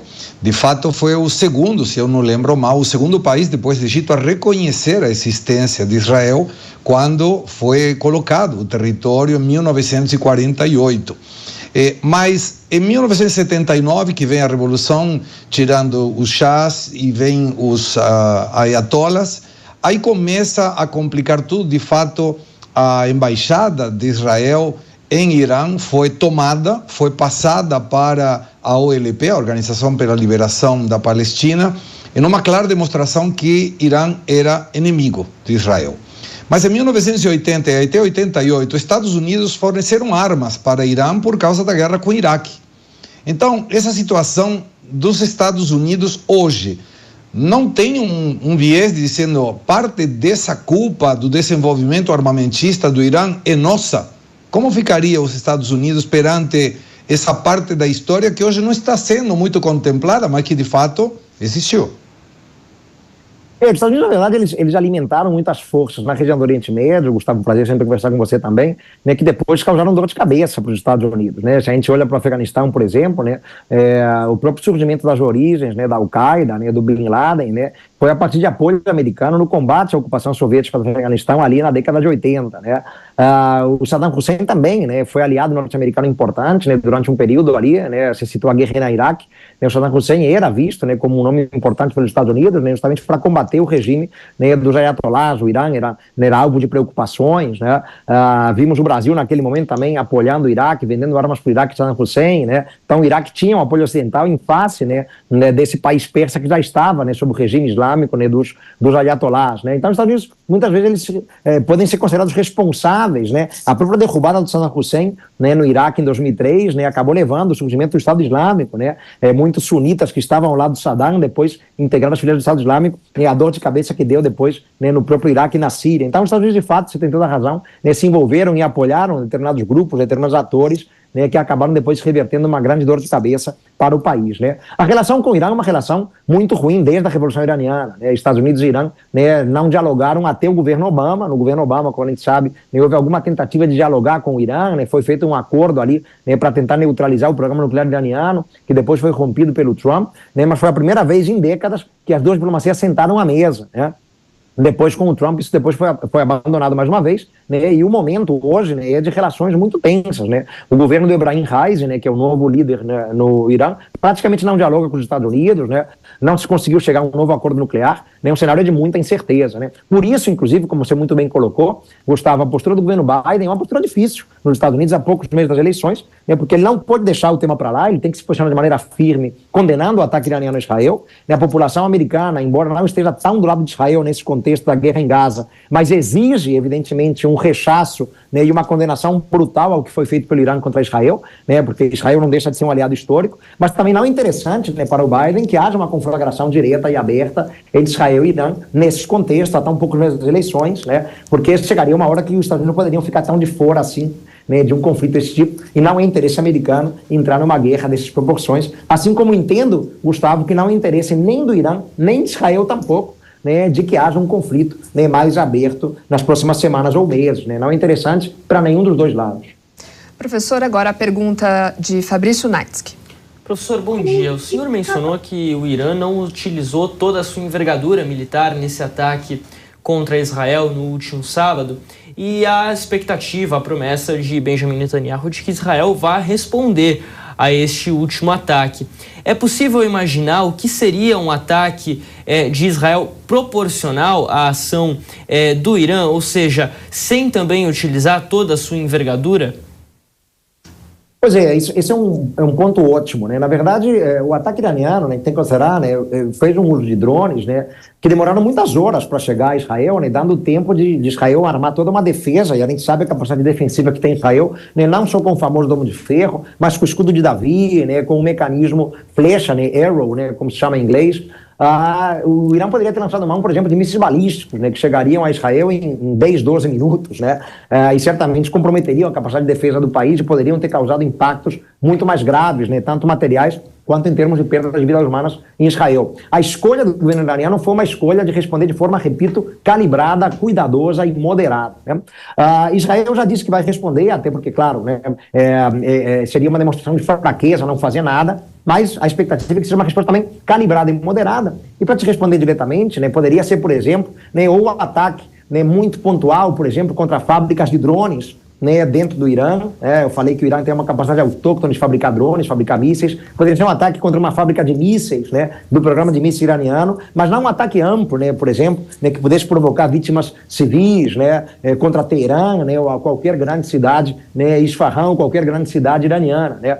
Isso seria muito imprudente. O ataque pode ser eventualmente fora do Irã, né, contra alguma outra representação diplomática ou consular, né, do Irã em algum outro país do Oriente Médio. Pode ser um ataque contra algumas milícias, né, apoiadas, né, pelo Irã, né. Por exemplo, ali milícias que atuam no Iraque, né, ou mesmo, né, que atuam na Síria ainda, né, contra o Hezbollah, algum ataque mais robusto, né, mas certamente, né, é importante que Israel saiba também calibrar a resposta nesse momento, né, para que não haja uma desproporcionalidade que possa, assim, levar a uma escalada de tensões e uma conflagração aberta. Então, as possibilidades para Israel são muitas, né? Talvez fosse interessante atacar, como eu disse, uma fábrica de drones, né? Seria muito simbólico, né? Já que o país foi atacado por drones, né? Um ataque muito localizado que praticamente não provocaria nenhuma vítima, né, fatal em termos de vidas humanas no Irã, né? E conseguiria reduzir a capacidade militar iraniana, né, pontualmente ali. É importante que a decisão tomada, né, pelos líderes militares de Israel, né, junto, claro, com o gabinete de Netanyahu, seja, né, uma decisão lúcida, né, mesmo em um momento de pouca lucidez, que é um momento de conflagração, como estamos vendo. Professor, só para a gente não perder também a linha de raciocínio e avançar um pouco nas atualizações, o senhor acredita que essa postura do Irã, se ele não atingisse, se ele não revidasse, ainda que em menor proporção, né, ele de alguma forma ficaria desmoralizado e, como o senhor bem disse, agora para as próximas, né, se caso vierem, né, essa resposta de Israel que a gente espera, se errar na dose também pode ser bastante perigoso, né? Exato, né? As linhas, né, vermelhas, elas são muito tênues, Soraya, né? Então, qualquer passo em falso, você ultrapassa uma linha vermelha, né, e a situação pode completamente fugir do controle, né, levando, assim, a uma conflagração aberta, né, que teria resultados não só em termos materiais, mas em termos de vidas humanas, devastador, né? São dois países importantes, né? Israel é um país muito populoso, né? 10 milhões de habitantes ali num território relativamente pequeno, né? O Irã é um país, né, muito grande, mas com uma população significativa. Então, né, qualquer passo em falso, né, tem efeitos dramáticos, né, para os dois lados. Então, né, por isso a importância de calibrar muito bem essa resposta, né, e acho que é o que deve estar sendo pensado, né, e buscado, né, nesse momento, né. O Irã foi cuidadoso, né, e eu vou muito na linha do que você levantou, né. Eu acho que o Irã tinha que dar alguma resposta, né, até porque prometeu a resposta, né, e a partir do momento, né, em que se promete uma resposta, o mundo inteiro fica esperando, né, alguma ação, né. Então ficaria, né, desmoralizado o país caso nada fizesse, né. Claro, né, houve uma agressão, né, embora o Estado de Israel não tenha assumido oficialmente, mas também não negou oficialmente, mas houve um ataque, né, contra uma representação consular, né, do Irã em Damasco, na Síria, né, que provocou a morte de oficiais de grande envergadura da Guarda Revolucionária das Forças Quds do Irã, tá? Inclusive um general. Então, a resposta talvez se fizesse necessária, né? Mas houve o cuidado de fazer uma resposta, né, moderada, digamos assim, né? Agora, né, Israel já prometeu responder, né? Embora a retórica tenha dito que será a maior resposta, né, da história de Israel contra o Irã, né? Será uma resposta exemplar, né? Foram usados termos, né, que assustam, né? Mas às vezes é jogo de palavras, Soraya, né? Às vezes é retórica, né? Para, inclusive, agradar um público interno, né? Para mostrar que o país não está fragilizado, mas tomara que, do ponto de vista prático, né, essa resposta não seja desproporcional, porque aí sim, né, reitero, poderia levar a uma escalada perigosíssima, né, para a região, para o mundo. Né. Quando a gente pensa no Irã, temos que lembrar, inclusive, tem se falado muito pouco nisso, mas eu insisto nesse ponto, né, o Irã é um país com relações muito próximas da China hoje em dia. Né. A China tem uma relação econômica, comercial, energética muito forte com o Irã, tem investimentos muito robustos no Irã. O Irã tem relações fortes com Moscou, né, vende armas para Moscou na guerra na Ucrânia.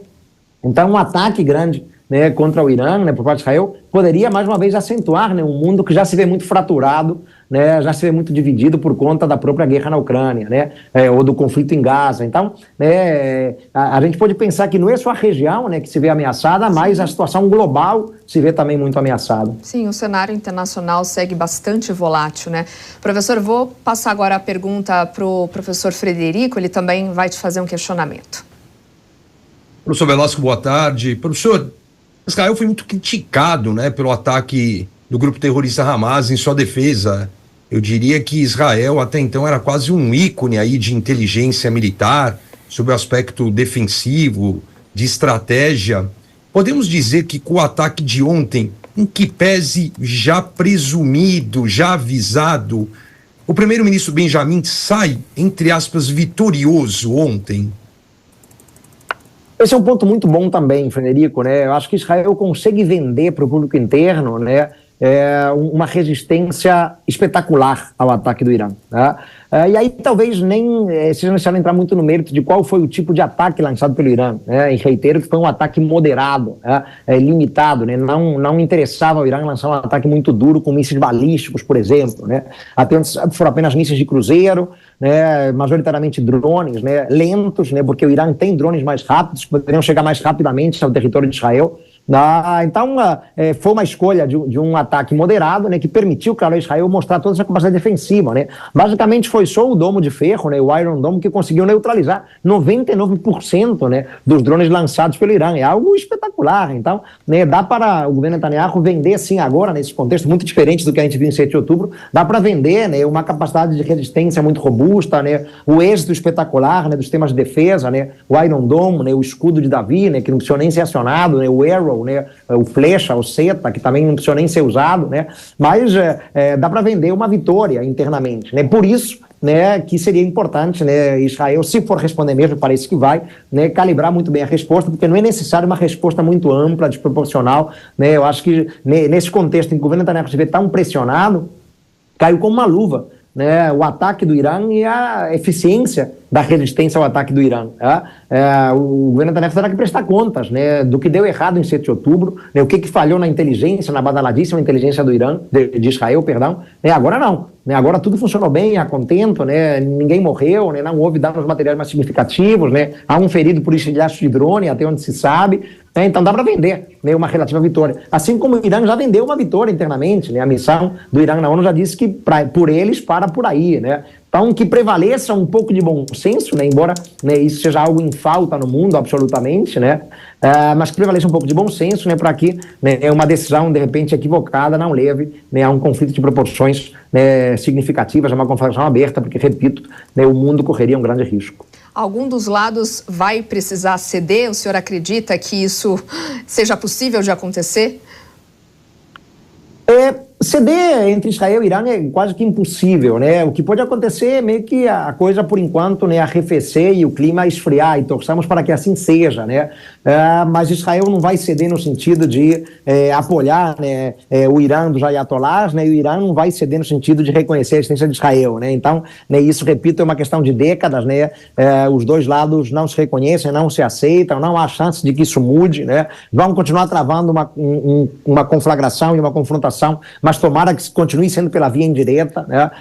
Ceder amplamente, Soraya, é impossível, né? Mas o que pode acontecer, e torçamos que assim seja, que neste momento, né, em que ainda os ânimos estão exaltados, né, acabe prevalecendo, né, um certo cuidado e se permita que o clima esfrie, digamos assim, porque só o passar das horas, dos dias, das semanas vai permitir que o clima esfrie e que a gente evite, né, algo pior ali, né, entre os dois estados, né? Repito, a envergadura militar dos dois, né, poderia levar o Oriente Médio, né, e o mundo a uma situação absolutamente dantesca.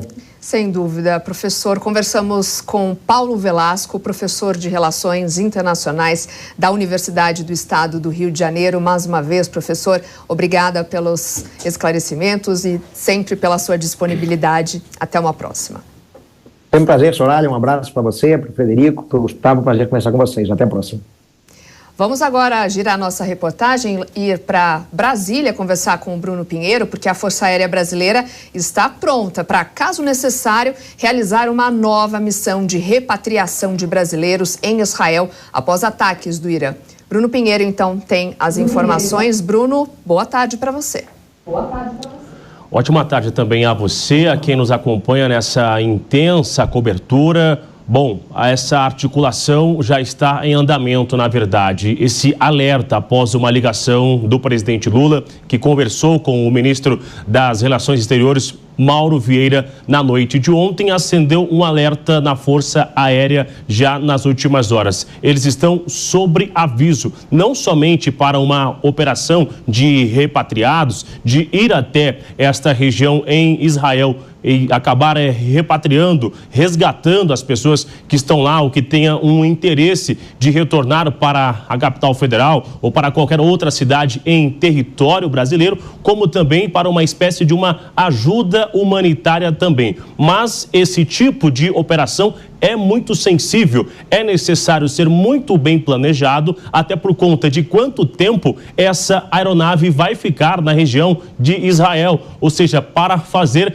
esse resgate. E também existe uma selecionar a equipe que vai também socorrer essas pessoas, homens e mulheres, as crianças também, assim como nós já acompanhamos em outras operações. O que aconteceu? Essa aeronave acabou levando uma ajuda humanitária também, aproveitando esta viagem, e homens e mulheres das Forças Armadas que são especialistas inclusive para o atendimento emocional do que eles estão vivenciando, sofrendo neste momento. Então, este retorno retorno é um momento muito importante. Alguns chegam a ficar naquele hotel que tem aqui da Força Aérea Nacional, aqui na capital federal, para conseguir ser reinserido novamente e acabar esquecendo do que eles estão assistindo neste momento. Então, existe já sim esse alerta, a equipe está aguardando reuniões. Eu conversei agora há pouco com alguns nomes que são ligados ao alto comando,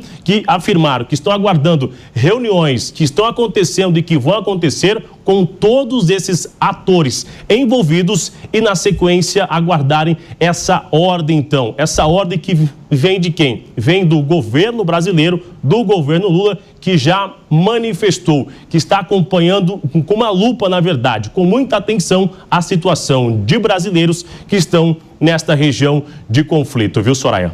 O governo brasileiro, claro, também se posicionando. Bruno, fica aqui com a gente, eu quero ouvir o Segré a respeito já desse posicionamento do governo brasileiro. Segré, você acha mesmo necessário uma sinalização até da retirada de brasileiros? Ou, por exemplo, como houve, né, em outras situações, já se posicionando, se colocando ali preparado, a Força Aérea dizendo aí então que já está pronta para essa missão, caso necessário. É uma posição que o governo brasileiro teria que ter já nesse momento?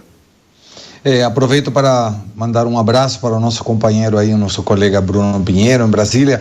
Sim, Soraya, de fato, me parece que é fundamental um posicionamento, sobretudo porque tem muitos brasileiros nessa região, devemos estar de prontidão, a segurança deles é fundamental. E eu ampliaria essa questão de alerta.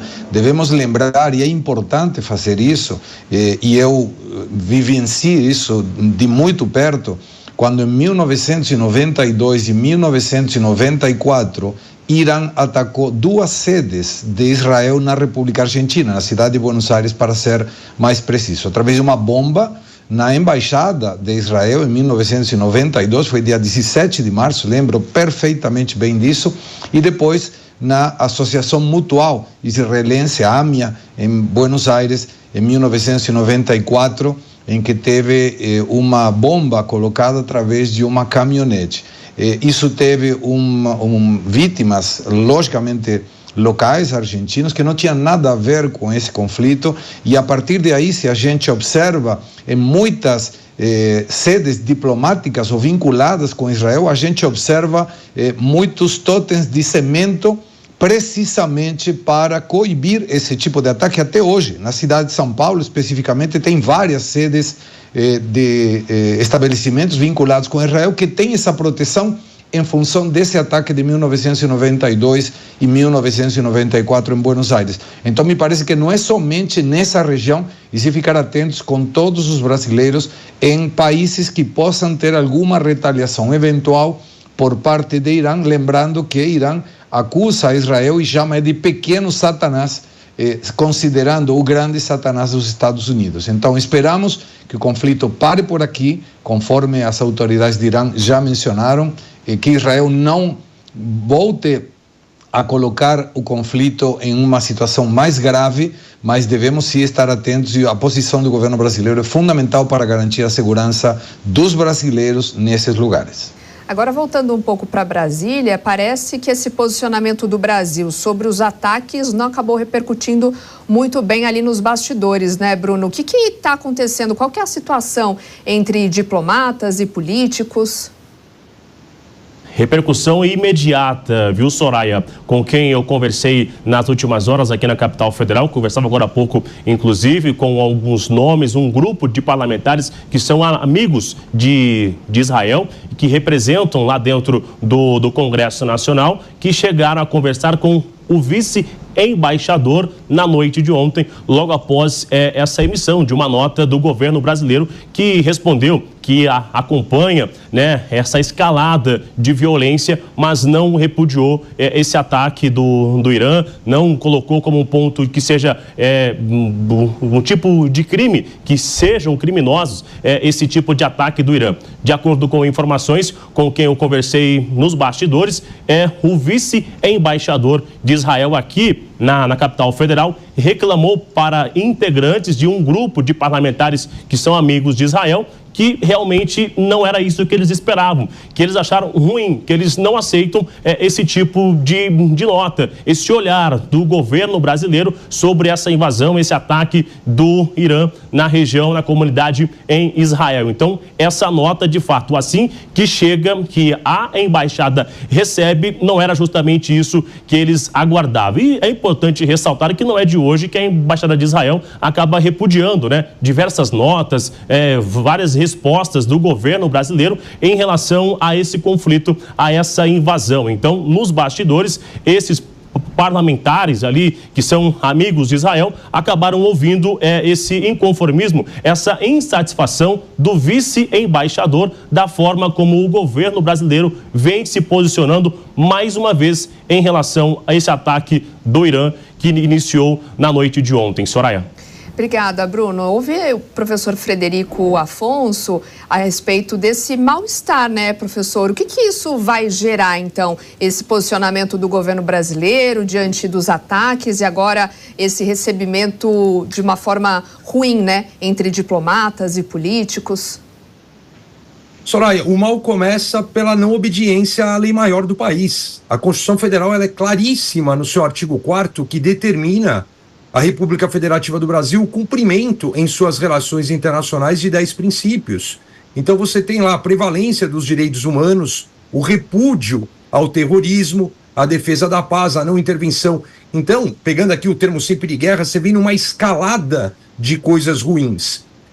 A diplomacia, eu não posso criticar a diplomacia brasileira, porque a gente não sabe se a diplomacia brasileira está agindo certo e quem vai tomar as medidas executórias não estão seguindo as suas orientações. Então, eu parto dessa cautela, né? A diplomacia brasileira sempre teve uma relação muito respeitada, né? Com muito protagonismo, e isso não vem acontecendo já há algum tempo, ou porque realmente não estão agindo da forma como agiam, ou como não estão sendo ali ouvidas as suas instruções. O maior erro da diplomacia brasileira foi de não trazer um repúdio imediato ao ataque de 7 de outubro do grupo terrorista, até de reconhecer que Israel é um grupo terrorista. Isso é muito ruim.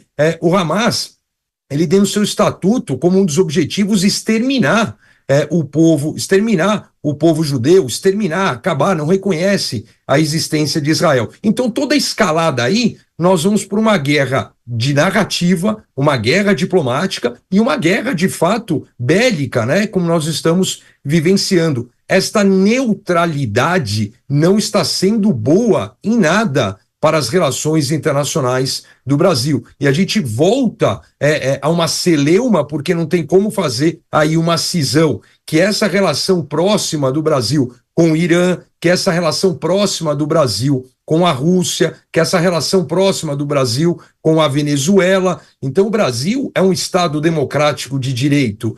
Onde não há democracia, né, não tem que ter esta relação, porque onde não há democracia, não há direitos humanos. Isso é clássico, bem básico até na doutrina. Então essa relação de trazer notas muito assim superficiais, muito longe de qualquer tipo de isenção, mas de não tomar de fato ali uma política partidária, né?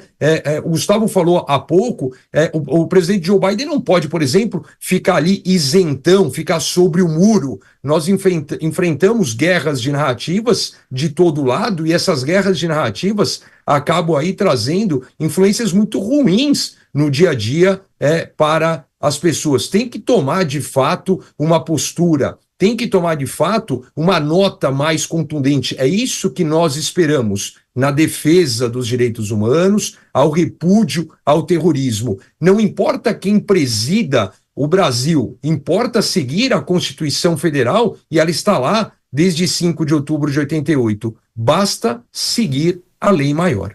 E por falar em nota, professor, o Grupo Parlamentar Brasil-Israel do Senado Federal divulgou neste domingo uma nota de repúdio ao ataque do Irã contra Israel. No fim da tarde de sábado, as forças de segurança iranianas, lançaram dezenas de drones e mísseis em direção a Israel. Eu vou ler o que diz essa nota.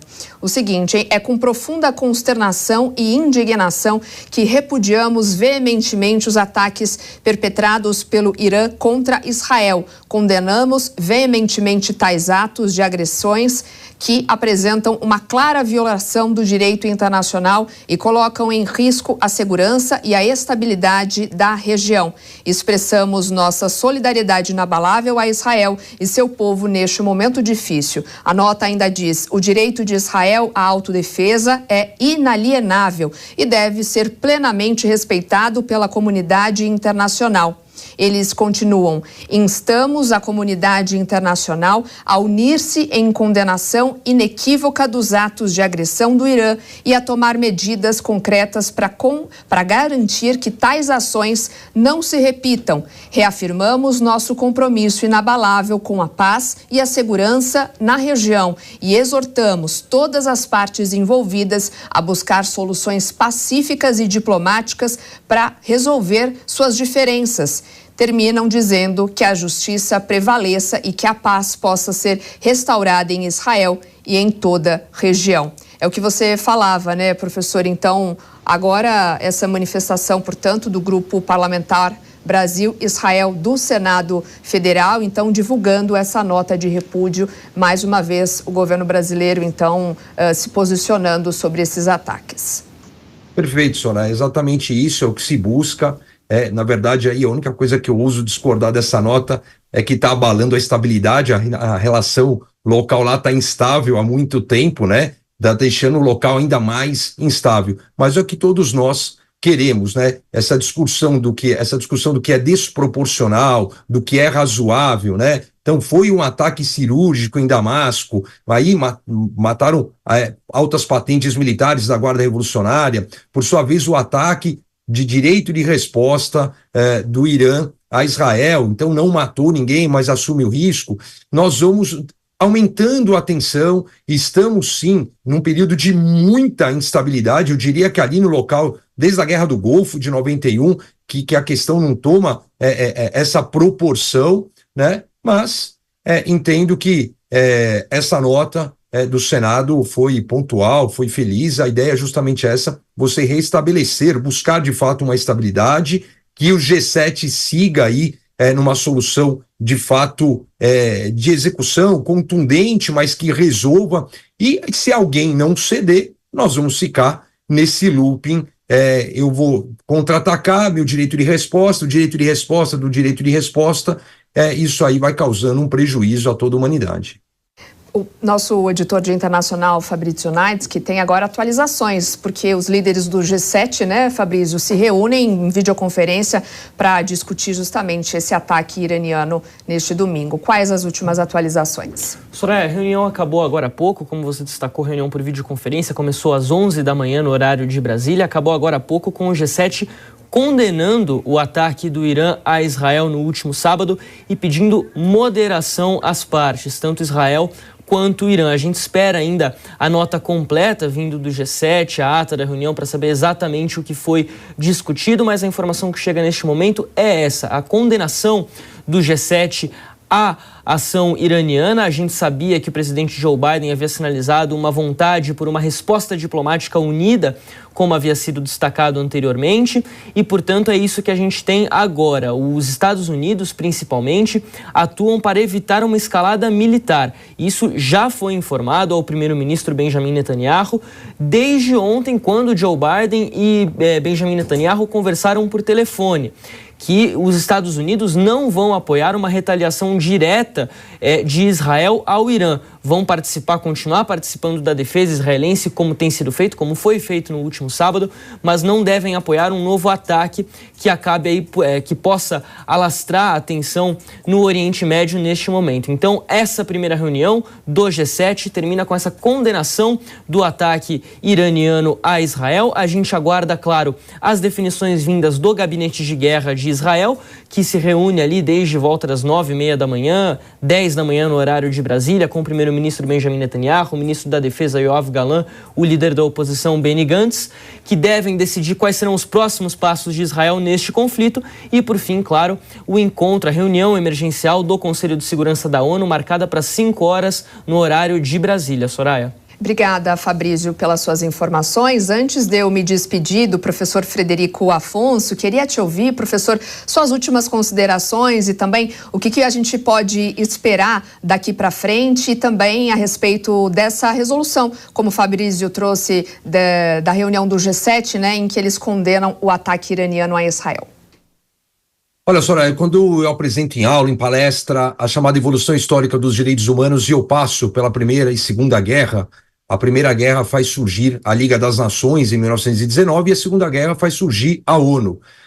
Nós temos que tirar lições dessa situação toda.